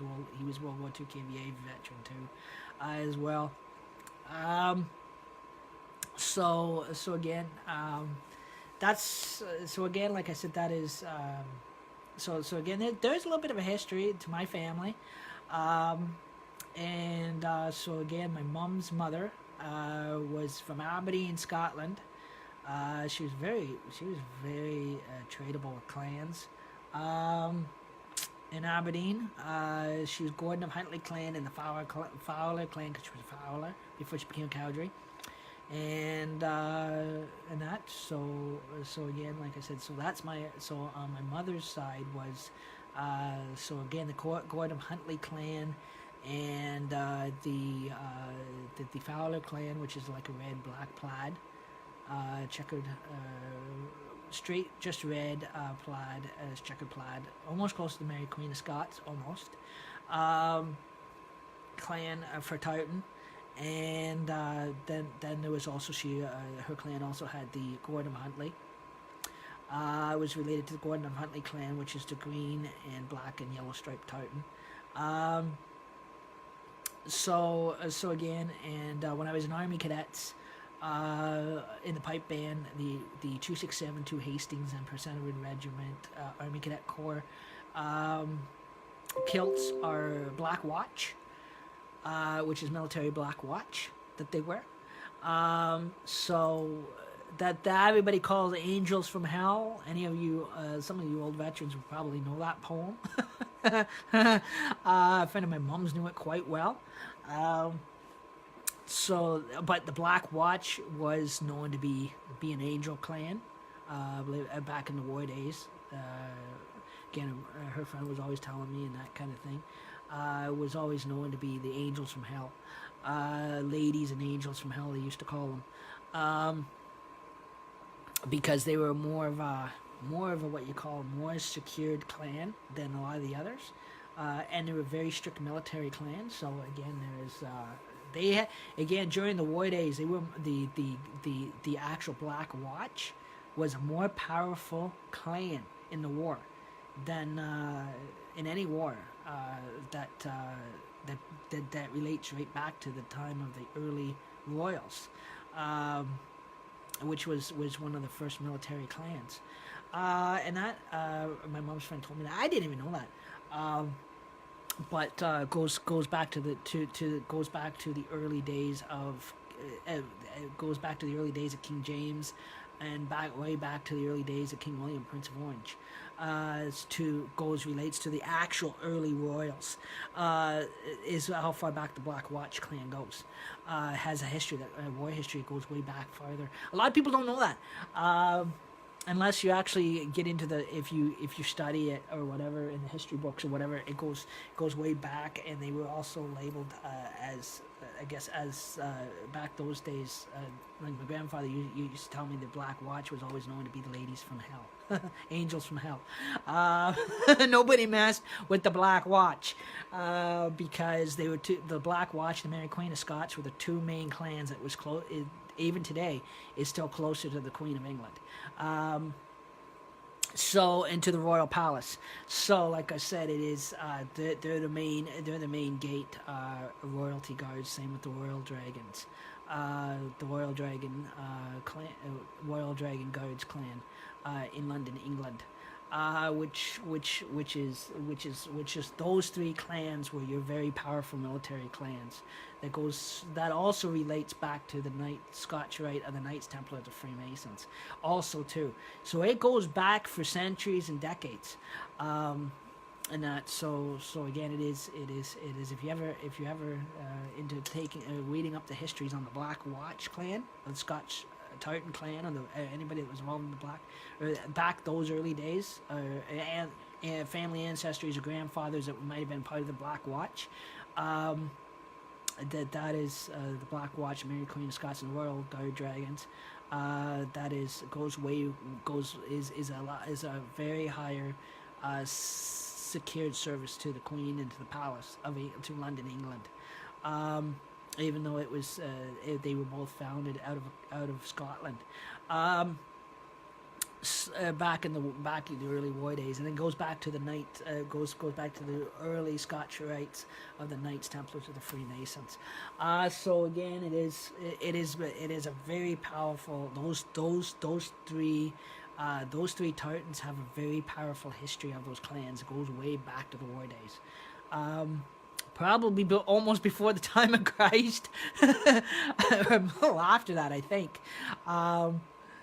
They used to put it. So again, it is. and that kind of stuff too. So again, like I said, it was not bad. I miss my cadet days. I wished I was able to stay in it, but in the Army and Air Cadets, because it's a youth program. Like I said, we had our age cut off, and if you didn't graduate into the Canadian Armed Forces or qualify for the Canadian Armed Forces, you just had a cadet there's two graduations in the cadet systems. You can graduate totally from the cadet system itself back into civilization. And then there's the other graduation. You can go further up and you can actually be recommended and graduate right into the Canadian Armed Forces, but you still have to do the aptitude test to get in, and the testings. But again, it is... So technically, when I graduated out of cadets, I graduated back to civilization and and became a member of Branch 52, Royal Canadian Branch 52, Peterborough, Ontario Legion, and in there for 5 years before I met my wife. And I was on the color guard, and I was also at the same time as in the Orange Lodge. So I mean, it is from 2001, 2003. Also, too, if you look at in 2002. I was at Grand Lodge in Smith Falls, where they had the big Grand Lodge. July the 12th parade and conference we had there in Smith Falls, and because it moves around every year, and that kind of stuff. And again, I was on church parade there and that kind of stuff as well. It was again, it was and where they cover the Orange Lodge used to cover the hotel expenses, everything. Now the men cover their own, but sometimes the lodge itself, it's covered under their expenses, and that kind of thing. If you're in the order, if you're automatically in the order, it is covered. Some choose to cover it themselves. They don't have to, but it is covered. Same if you like my grandfather was in the Freemasons. Anything like that, once you're paid, conducted in member, and you belong to the order. Again, in good standing, your hotel rooms are covered automatically by this Masonic lodges. They cover for everybody, but you get roommates. Fortunately, you have to have roommates. No matter if they stink, you have to have roommates. Same when we were in cadets, especially sharing the barracks, like you in one big barrack room. With bunk beds. It depends if you're trying or if they're barrack tents. Barrack tents. Well, the big cabin barracks, you don't have to worry about anybody stinking because you can't smell it. But if you're in like baseboarding in the tent barracks, oh my God, especially with the sergeant, you rank from here to high heaven. Especially if he forgets to shave. Oh man, doesn't shave for 2 weeks. I'm telling you, you can in a barrack thing. The guy totally stunk. But yeah, he was ordering the rest of us around to take a shower and proper hygiene, and he stunk. I mean, he was and we confront him, and he says, I'm your sergeant. I'm allowed to stink. I was like, okay, we can smell it from over here. Okay, like we have breathing problems here. So we had to get a higher rank, so we called in because one of us is smart, and I got fed up with it. So I went, I used the chain of command. I went down to the CO's office, and I said, you know what? I says, I got a problem with our platoon sergeant. And he says, what? Our Army Cadet Platoon Sergeant. He said, what's your problem? He says, what? You bitching again? He says, you India Company or Foxtrot Company is always in my office bitching. I said, well, yeah, I do have a complaint. I said, our barrack sergeant stinks. He hasn't showered for 2 weeks. And then he says, okay, he says, I'll come in. And he said, I'll deal with it. So the CO went in and corrected him for it, and he got stuck, doing nightly patrol duty for stinking. And what nightly patrol duty is could be anything. He has to walk the grounds where the cadets sleep. and or he's got to dig out, and he's got to change out the outhouses. He's got to shovel all the crap out of the outhouses and dispose it in their what you call their when they bring the trucks in to clean it out. He's got to help the actual armed forces guys to clean out the outhouses, and so that way he's got a poop and scoop, and they put it on like on a tarp on pickup trucks, and they take it to a composter, and they dump it. So they can compost like stuff like vegetables and that in a composter, so that it's like soil. He didn't like that too well, and then he never stunk again. Again, he started showering and that kind of thing. So I thought that was kind of funny. And well, he got even with me because that's how I ended up got locked in the outhouse on Hell Night, because he got back at me and that kind of thing for ratting him out. And so again, he decides he's gonna roll it down the hill. It was a fun ride. It was a more fun ride than being at a local carnival. Now, because Resaca Beach, do not ever take a bus full of Army cadets to Resaca Beach, ever. Worst mistake: bus full of teenagers to Resaca Beach. Oh boy, wasn't the eyeballs a looking? I tell you, we were kids though, because we had an RTU stand down. Again, it can mean anything stand down. It wasn't the RTU going to unit, but it was some other type of stand. We had a total basic stand down because the heat was so bad. And this is when we were kids, and we said, hey, we take a bus load to the beach. We pack a bus to the beach, and where our sergeants give the rules and regulations. And he said guys, he says, I know I'm bringing a bunch of teenage boys, but he said, by the way, guys, he said, when you guys get into the beach, he said, the beach is paid for by the cadet system, by the officers. We went in. He says, now this is the rules and regulations. He says, you do whatever you want. He says, but he says, you get in trouble, I don't know you. He says you can look, you can touch. No, he didn't say we could touch. He said we said we can look. He said don't touch and don't order from the menu. I got that wrong. His figure of speech. Sorry about that. I almost got that wrong. So again, we were teenagers. So we said, okay, yeah, we know the drill. We can look, but we can't touch or order from the menu. He said that's right. And so again, we went in, wrestling along, minding our own business. And here are the girls on Resaca Beach. We weren't looking. We were doing that. We were behaving ourselves. We were cute little angels. The girls at Resaca Beach were blopping their eyeballs on us. And I was saying to my guys, don't look. I said, don't look. And one guy says, so we were like, do you go play mini golf? So again, we're going to play mini golf, and we're getting buying ice cream and that kind of thing. So we had a good day there. We were teenagers. We went back to the base and that kind of thing, and that. So so like I said, those are back in the 90s. Though we were kids. Probably, like I said, it was quite interesting. And then Air Cadets, we went everywhere from Parliament Hill, Ottawa. We went to Base Trenton, Petawawa. So some of the cadets were lucky when I was in it. Went to Cold Lake, Alberta. Again, went way out west. And some went to Fort McMurray. And then some went way out to Calgary. Some went across American posts across the states, lucky buggers. And now again, like there was the one time I tell you, Rose Bowl Parade, Air Cadets. I was 17.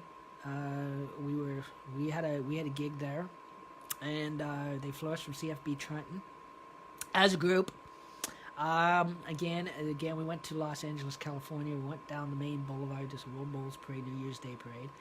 Of course, being from Canada, we were, we were dressed in our winter clothing. Well, we in a uniform, but winter coats, winter dress uniform. Roasting like, Trey, you roasting like crazy when we get into California. Like, holy shit, the weather. I mean, hot.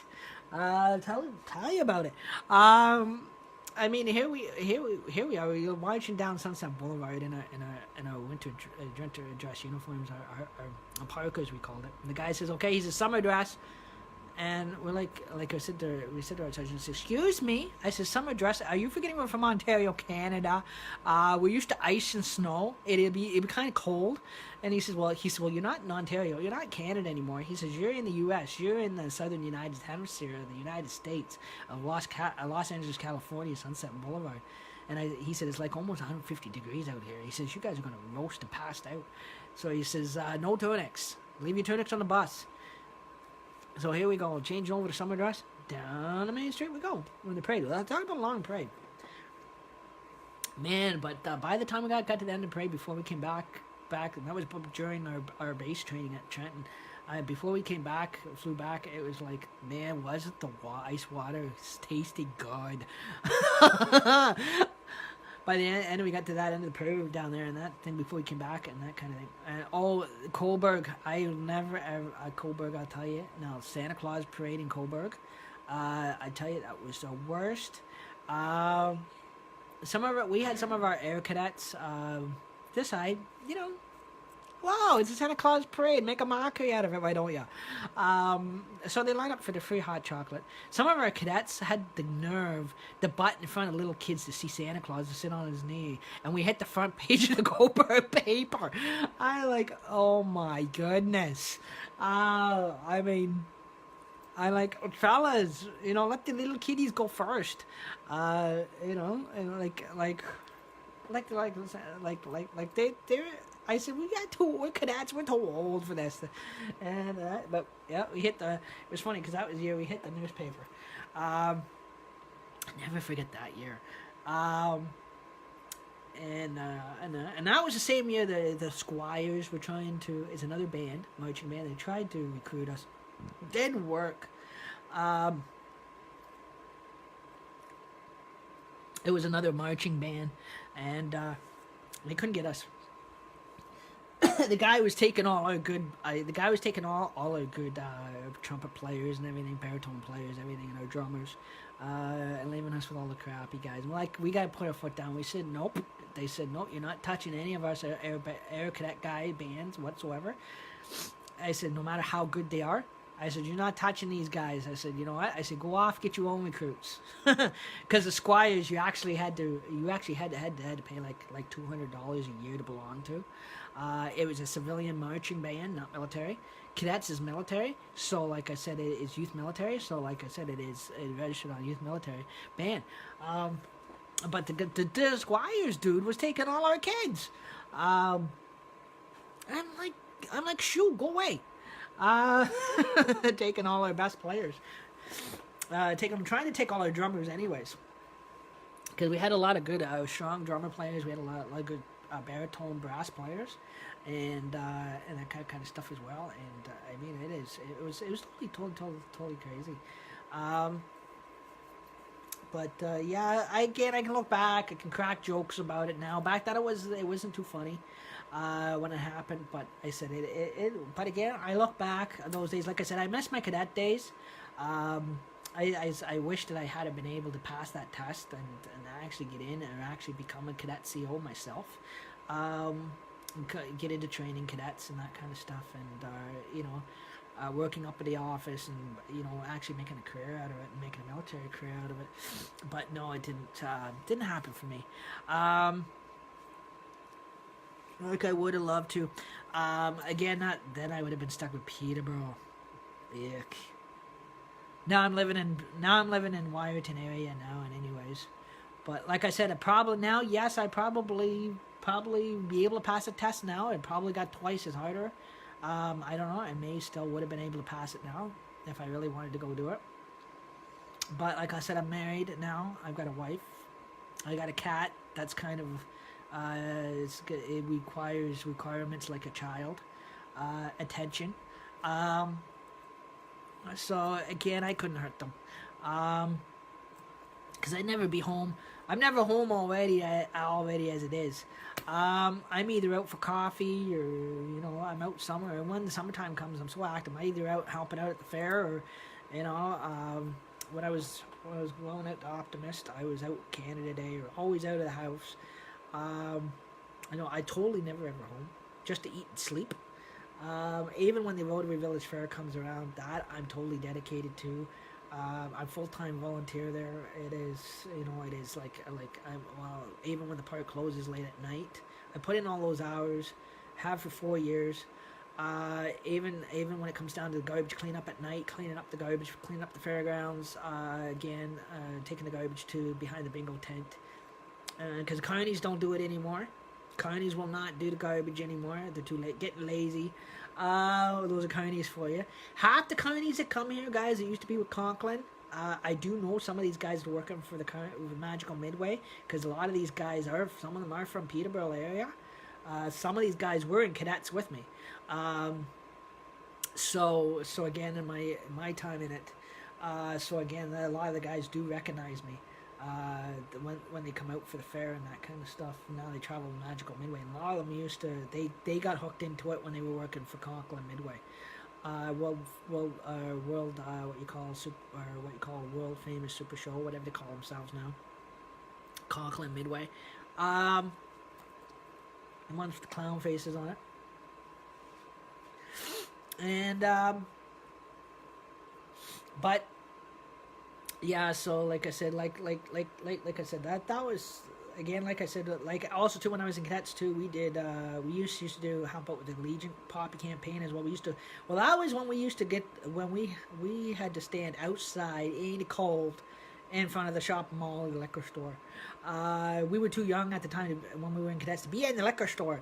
It got too cold, and we begged for permission to get into the liquor store. They said we could do the poppies inside the liquor store to keep out of the cold, but we were not to buy anything because we were underage.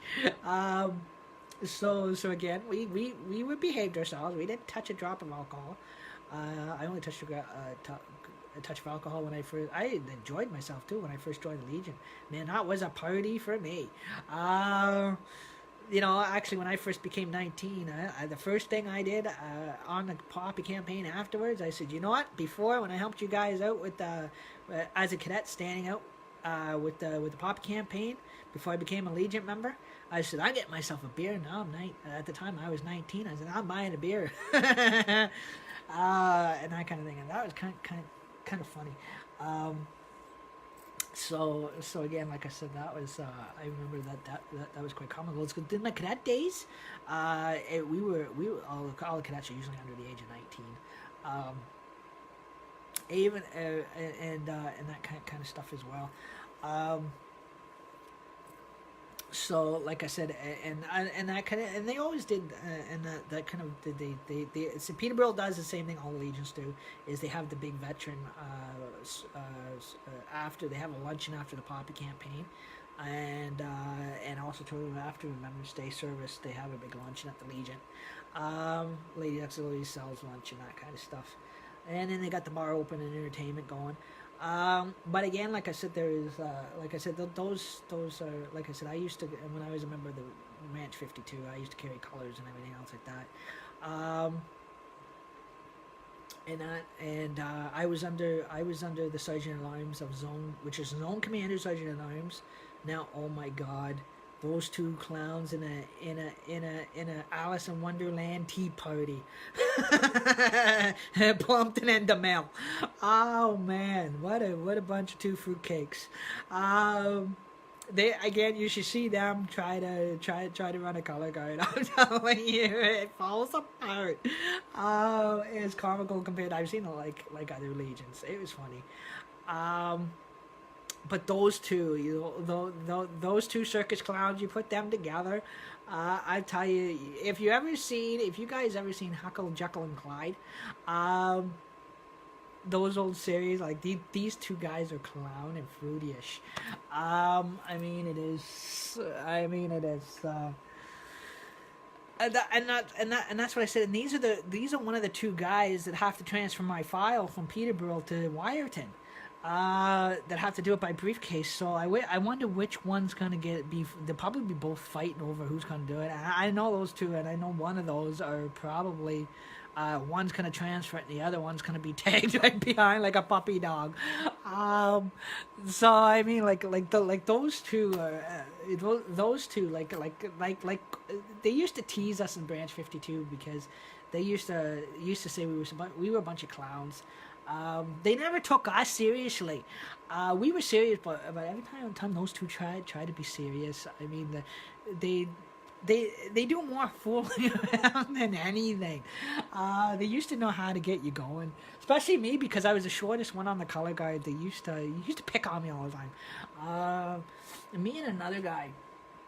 One of the older gentlemen, he was actual he was a World War II KVA vet, and that too. He passed away, but not too long ago. But they used to pick on me and him because we were the shortest ones on the color guard. It was, and they used to tease us all the time. And I remember there was a couple times. I think it was a CNE parade, or a couple of them, somewhere down the road. When I was with Branch 52, I had met Leo here from Wyerton here a long time ago because he was his color guard was at CNE a couple of years or when I was a member of Branch 52. I remember meeting him. I couldn't remember who he was, but he probably didn't remember me, but he does now.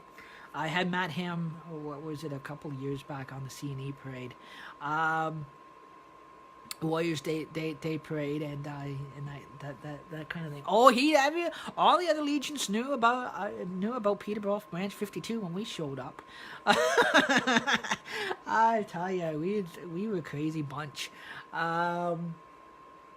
So I mean, like some of one of the ladies that was on our color guide, they had to change the rules because she was halfway out of it because our bus, we had a bar on the back literally we had a bar on the back of the bus. So again, even before parade, everybody was like wine and beer dipping, and before we have to carry colors. And then the year after that, they put their foot down. They said, "Soy." They said, "Yes, we're traveling by bus. The bar does not open on the bus until after the CNA parade, Warriors Day parade. There's no drinking allowed on the bus before we have to go on parade. We won't allow one beer before we go on parade." It came down to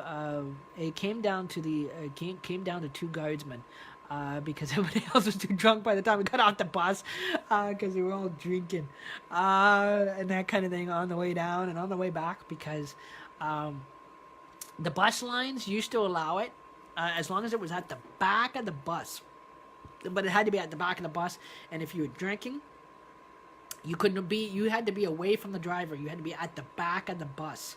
Again, they probably changed the laws now on that. But again, Branch 52 had their own bar on the bus. That they had that you could purchase alcohol. They had their liquor license for it, and they had it on the bus. So now the drivers don't allow it, but safety wise, but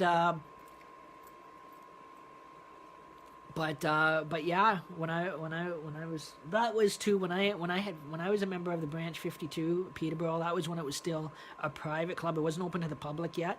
Again, that was still about 1999, 2000.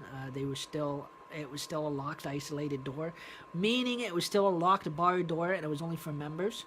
Again, anybody that wanted in, they had to be signed in. Again, the public was not allowed to come in.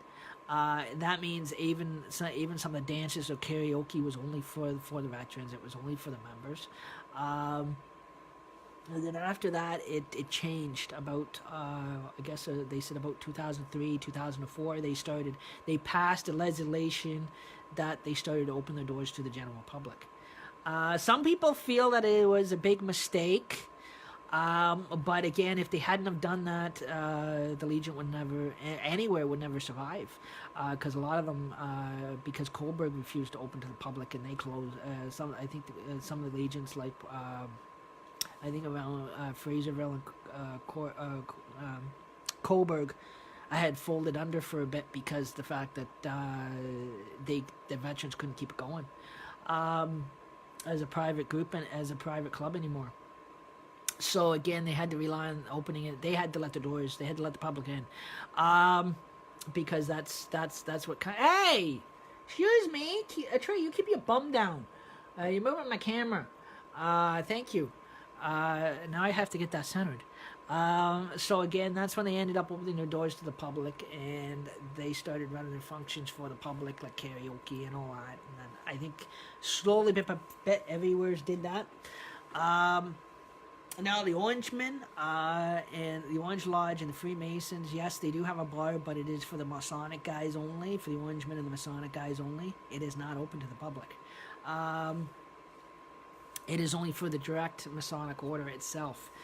They still stayed privatized under a locked door. Knights of Columbus, now, they're supposed to be like the Freemasons, a locked bar door.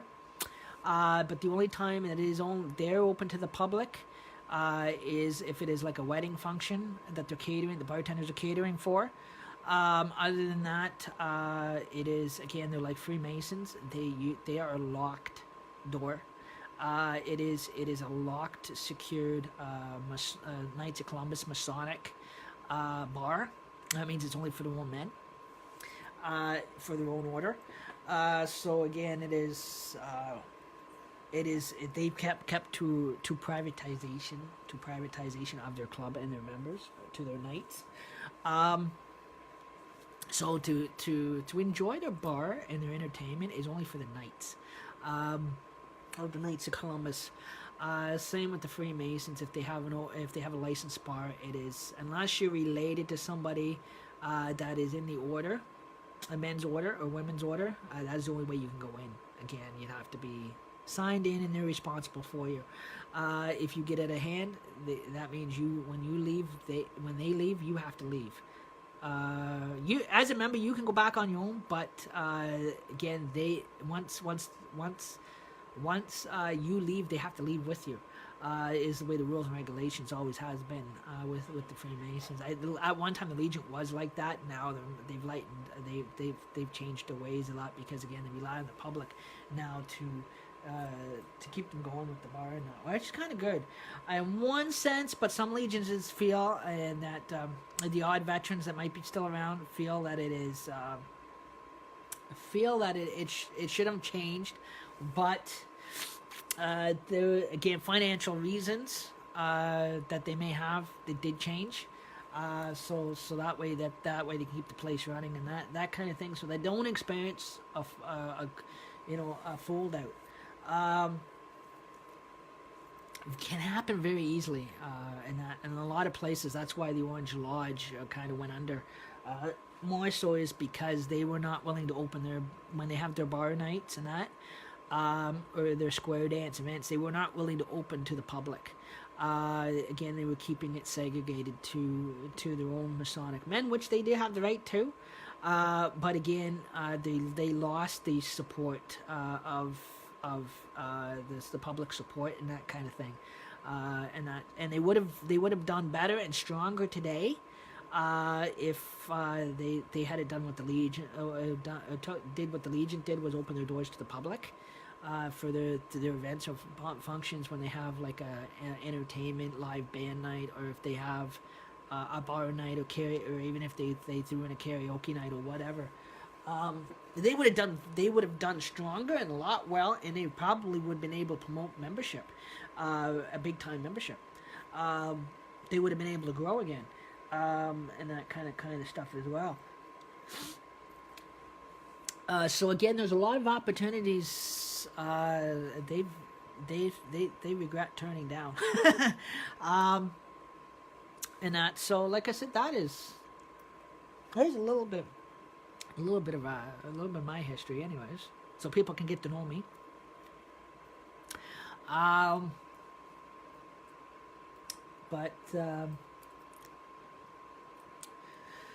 But yeah, so like I said, that one is not around much. But like I said, a lot of legions are still around, but there's very few of us Orangemen left. Again, for the senior wise, I'm not a senior. Again, but for the senior guys of it. There's not a lot of guys around. They're either going off into our senior homes now, or they're passing away because they're not well. They lived their life. They did their service. They they served. They served our communities. They served our country. They in different ways. Everything goes right back to World War. Every single war that was ever fought: World War I, World War II, the American Civil War, Vietnam War, way back to the War of Battle of Boyne. Again, way back to any recorded history of any war that was ever fought and fought for different reasons. Again, the men are getting up in their age, and a lot of the guys are not around anymore. If they are around, they're too old. They're either some of them actually have lost their sighting, lost their balance, can't walk. Some of the guys that may be still around today, there's not a lot. A lot of young guys are not carrying it on. Again, it would have been nice, to see the Freemasons again and see the Orange Lodge as strong as the Legion is. But again, they made they kind of made a very disclosure choice to not open their doors to the public to any of their events except for July the 12th. Parade, they can't help that being going public because it's a public parade. But as far as the bar entertainment or whatever like that, they were not willing to the ones that lodges that do have bars to operate a bar and to have run a carry. Stop, Atreyu, okay? You're being a pest. My camera, not yours. They were not going to. They didn't want the public support on a lot of things. They didn't want to take a chance of running a public bar like the Legion did, and running the public licenses and that kind of stuff. Probably because the guys are too old, they can't afford it, and a lot of young guys. Get, okay, no, get, be a good boy, okay. I have to put you down, but. Off my table, but it happens. Again, like I said, they were not ready to invite the public into some of their bar functions or have a public bar or whatever. They wanted to stay private, so which kind of, again, because the way the old English constitutional laws are, they still stand strict on those. They wanted to stay closed, kept the public isolated or closed out. The smart thing was by the Legion opening their doors, becoming from a public club to veterans club to becoming a bit of a public, what you call servicing the public for karaoke nights and that kind of stuff. Opening their doors that way. They had their battles over it. The veterans had their battles over it when it went to the Peterborough floor. When Peterborough had the city approached them and said they had to open their doors to the public. They went into a big battle with City Hall down there. They went into a big battle over it, which I don't blame them. But again, and it was So they said well, they looked at the other end of it, and they said, well, you know what? They said we really should, because we're not going to survive, and especially with a lot of due to the fact there's not a lot of veterans around anymore. So it would not be able to afford to keep the place going, and that's what the Orange Lodge they always stayed anonymous and secrecy to a Freemason code of order. So again, that's what I said. So yes, the Orange Lodge is part of the Freemason community, because if you look back at history, King William, Prince of Orange himself was a Freemason. All those head leaders, royalty leaders back those days, go back to the Knights Templar of the Freemasons. They're the only ones. The only time you ever see the Freemasons anywhere open for the public is when they have the Wyerton Willie weekend, when they have the chili cook off. Other than that, they're slowly picking up on the idea. They're slowly coming to the surface and coming around. But if they were like the Legion, they had a bar license or whatever, and they hired the bartenders or whatever, to keep the group, to keep the guys going, that's left, they probably would. But again, like I said, they at one point, again, like I said, now like the Orange Lodge itself isn't. It is and now a lot of the Freemason order of secrecies won't go public. Like even when they film now, if you guys look now, a lot of documentaries coming out. My grandfather would not agree with these documentaries coming out, especially about the order. But they do. If you go on Netflix, it takes you inside the Freemasons. Shows you everything, and they're changing. They're slowly. It gives signs that they're going to interact with the public. At one time, these guys wouldn't. They were there, but you never seen them. That's why they used to call them repetitious aliens. So again, they're starting to the younger generation of it. If there isn't a younger generation of it, it's starting to change things. And that so we get it. So again, they're making a lot of these, trying to make these changes. But again, like I said, it is again to actually promote membership too. But also when the cameras went through, I don't know which lodge it went through. It went through one of them. When they filmed the documentary, when it came to the Knights Templar dungeon door, they could not go any further with the cameras. Due to the secret orders of the Knights Templar dungeon, because once candidate goes behind that door, they go deep into the dungeon of the Freemasons, Knights Templar of the Freemasons. Shut up! Quiet! Cats, I'll tell you, where's the kids? They go into this. They go into the what they call the dungeon order of the Freemasons, and that is a closed door for a reason. Again, there's religious traditions that go on in there. That video cameras, documentary cameras cannot go any further. They're not allowed to film or mediatize anything past that point or show anything. It is a man's fraternal order, so it is technically. Nobody really knows what involves in their levels or degrees of enrollment, but again, it is top secret. It is kept anonymous. For some reason, it is by constitutional rights and laws of the Freemasons. It cannot be exploited at all. They can't show you that. So again, as far as the cameras could go, is they could go far as the door, and then they have to jump into the history of how it started and that kind of stuff, and the leadership of it. But again, like I said, it is quite curious to me, because I would have really loved to see that deep in. But when I went through the Orange Order, I see the reason why. So the Taylor gets the candidate, goes up the stairs. Before you go through the Knights Templar dungeon door, they do ask the if it's being filmed in a documentary, get down, stop scratching my furniture. The camera people or media is automatically asked to leave, because they cannot. Once they go up the stairs, once they go into the lodge hall and go behind, the door will lock and close. The Taylor will lock the door and close. That's when all the passwords and the secret handshakes or services are shown to the candidate. So again, and that kind of stuff. That's the only thing I'm allowed to personally share. Other than that, I can't tell you any other detail of what goes on in it, because it is a very powerful movement, a secrecy movement. Majority of it is.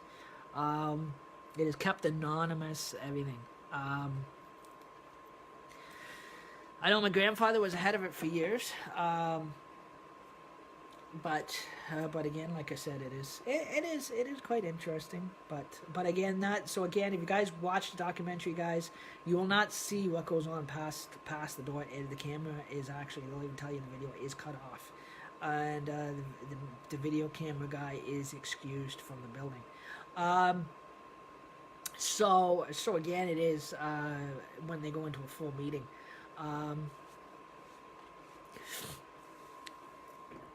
when somebody actually comes into the regalia. So it is quite interesting. It is still on historical English laws and that. Get down. You're being a pest. Now, don't you sit on that. You like to sit on my electronics. So like I said, there's it is quite interesting. Oh, again, I drank the last of my Coke. But again, like I said, all I'm doing is having a couple Cokes and that kind of stuff. Just tired. I was out, had coffee today and came home and relaxing. But yeah, so if you guys do watch that documentary, guys, there is parts that could not be shown. Again, I'm just explaining some of the parts that was not allowed to be shown. But again, the introductory of it, that the point that they do exist. But again, there is parts, there's sides and parts to them. They cannot be filmed or be shown in any media film, not even on the news or in the newspaper.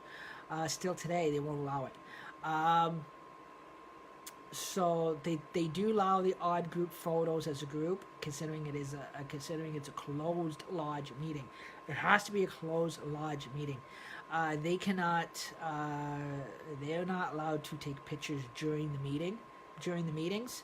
While it's an open lodge meetings, and they're definitely not allowed to do live stream like we do in an open meeting. It is a violation of the constitutional laws of Freemasons. Again, it is very strict. It is very also to people believe it's very alienistic or paranormalish because it's historical. Yes, it has its good points and it does have its bad points. Like I said, it has its good history in it today, and it has its bad history that goes back years ago, or decades ago. So again, like I said, it is quite interesting. Like I said, I started watching. I didn't finish watching it because it just goes into their everyday work lifestyle, outside of everything.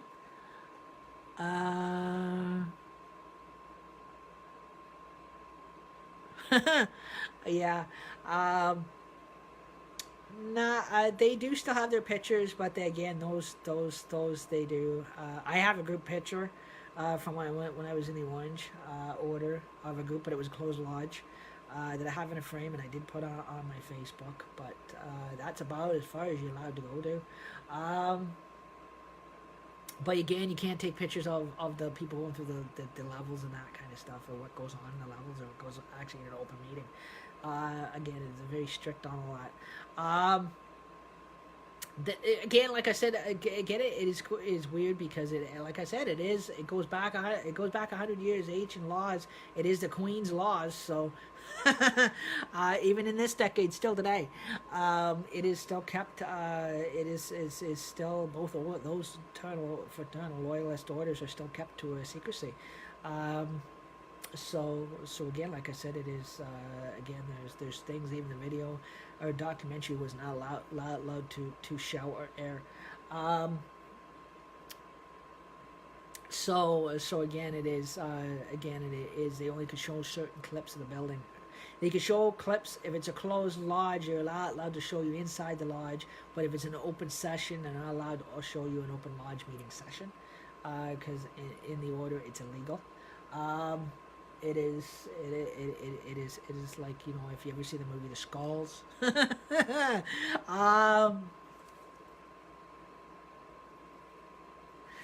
But it is quite weird. But like I said, it's got its history and that, but very tired. but yeah, um, so that is quite interesting, and just like I said, there's a lot of documentaries. Like there's documentaries of World War One and Two. They were allowed to film, no problem. Get clips of. But when it comes down to the Freemason boys, no, you're not allowed to film or documentary certain things of it. It's actually illegal. Um, so again, that's what I said. It goes on in the meetings. Um, but but yeah, so again, like I said, so those are just some histories about it. Even some of the history my grandfather used to share with me when I was a kid and that. Well, he died when I was about right when I was almost hit 9 years of age. 10, he died same time as I went to Camp Northern Lights. Oh boy, wasn't that a treat? You know, that was heard a good ghost story and made me jump out of my sleeping bag 3 feet high. An open tailfire, crazy stuff, I'll tell you. And the ghost story. The funny thing is, the ghost story was it was a community camp for anybody. You didn't have to be Catholic to go to this camp, but the people that ran the camp, community camp, were Catholic. Again, the priest told a horrible massacre head cutting off story. I like, holy cow! Did I wet my sleeping bag for months after that one?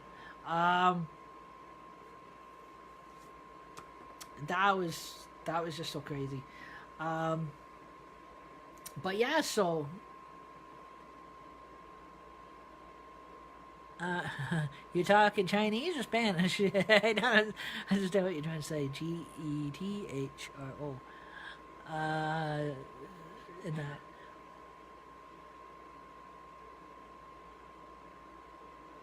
Oh, okay. I see what you're saying now. Oh, yeah, that's just so funny. Um,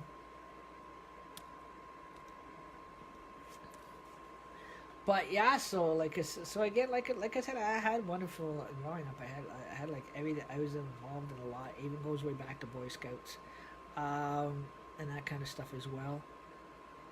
And oh shoot, I'm counting down on camera too. Um, that is okay. And so anyhow, and it didn't help any when our scout leader also when I was of age of Boy Scouts told us this story about the man, the ghostly man that came back for his golden arm. That was crazy. The one-armed man with golden arm that lived in the woods that used to chop Boy Scouts into pieces. Man, that gave me the goosebumps as well. It didn't help any. Um, I even get goosebumps now from remembering that story. I hate that was a terrible story. That is just as bad as Hunter's Cabin that was told to me at summer camp at Camp Northern Lights. Uh, ah, it was just crazy. Um, so again, like I said, again, I just wanted to share a little bit of that history for you. Some of my grandfather's stories and what he used to do. Now there was another group, another secret society my grandfather was involved in too that I have shared bits about, but I will not go into.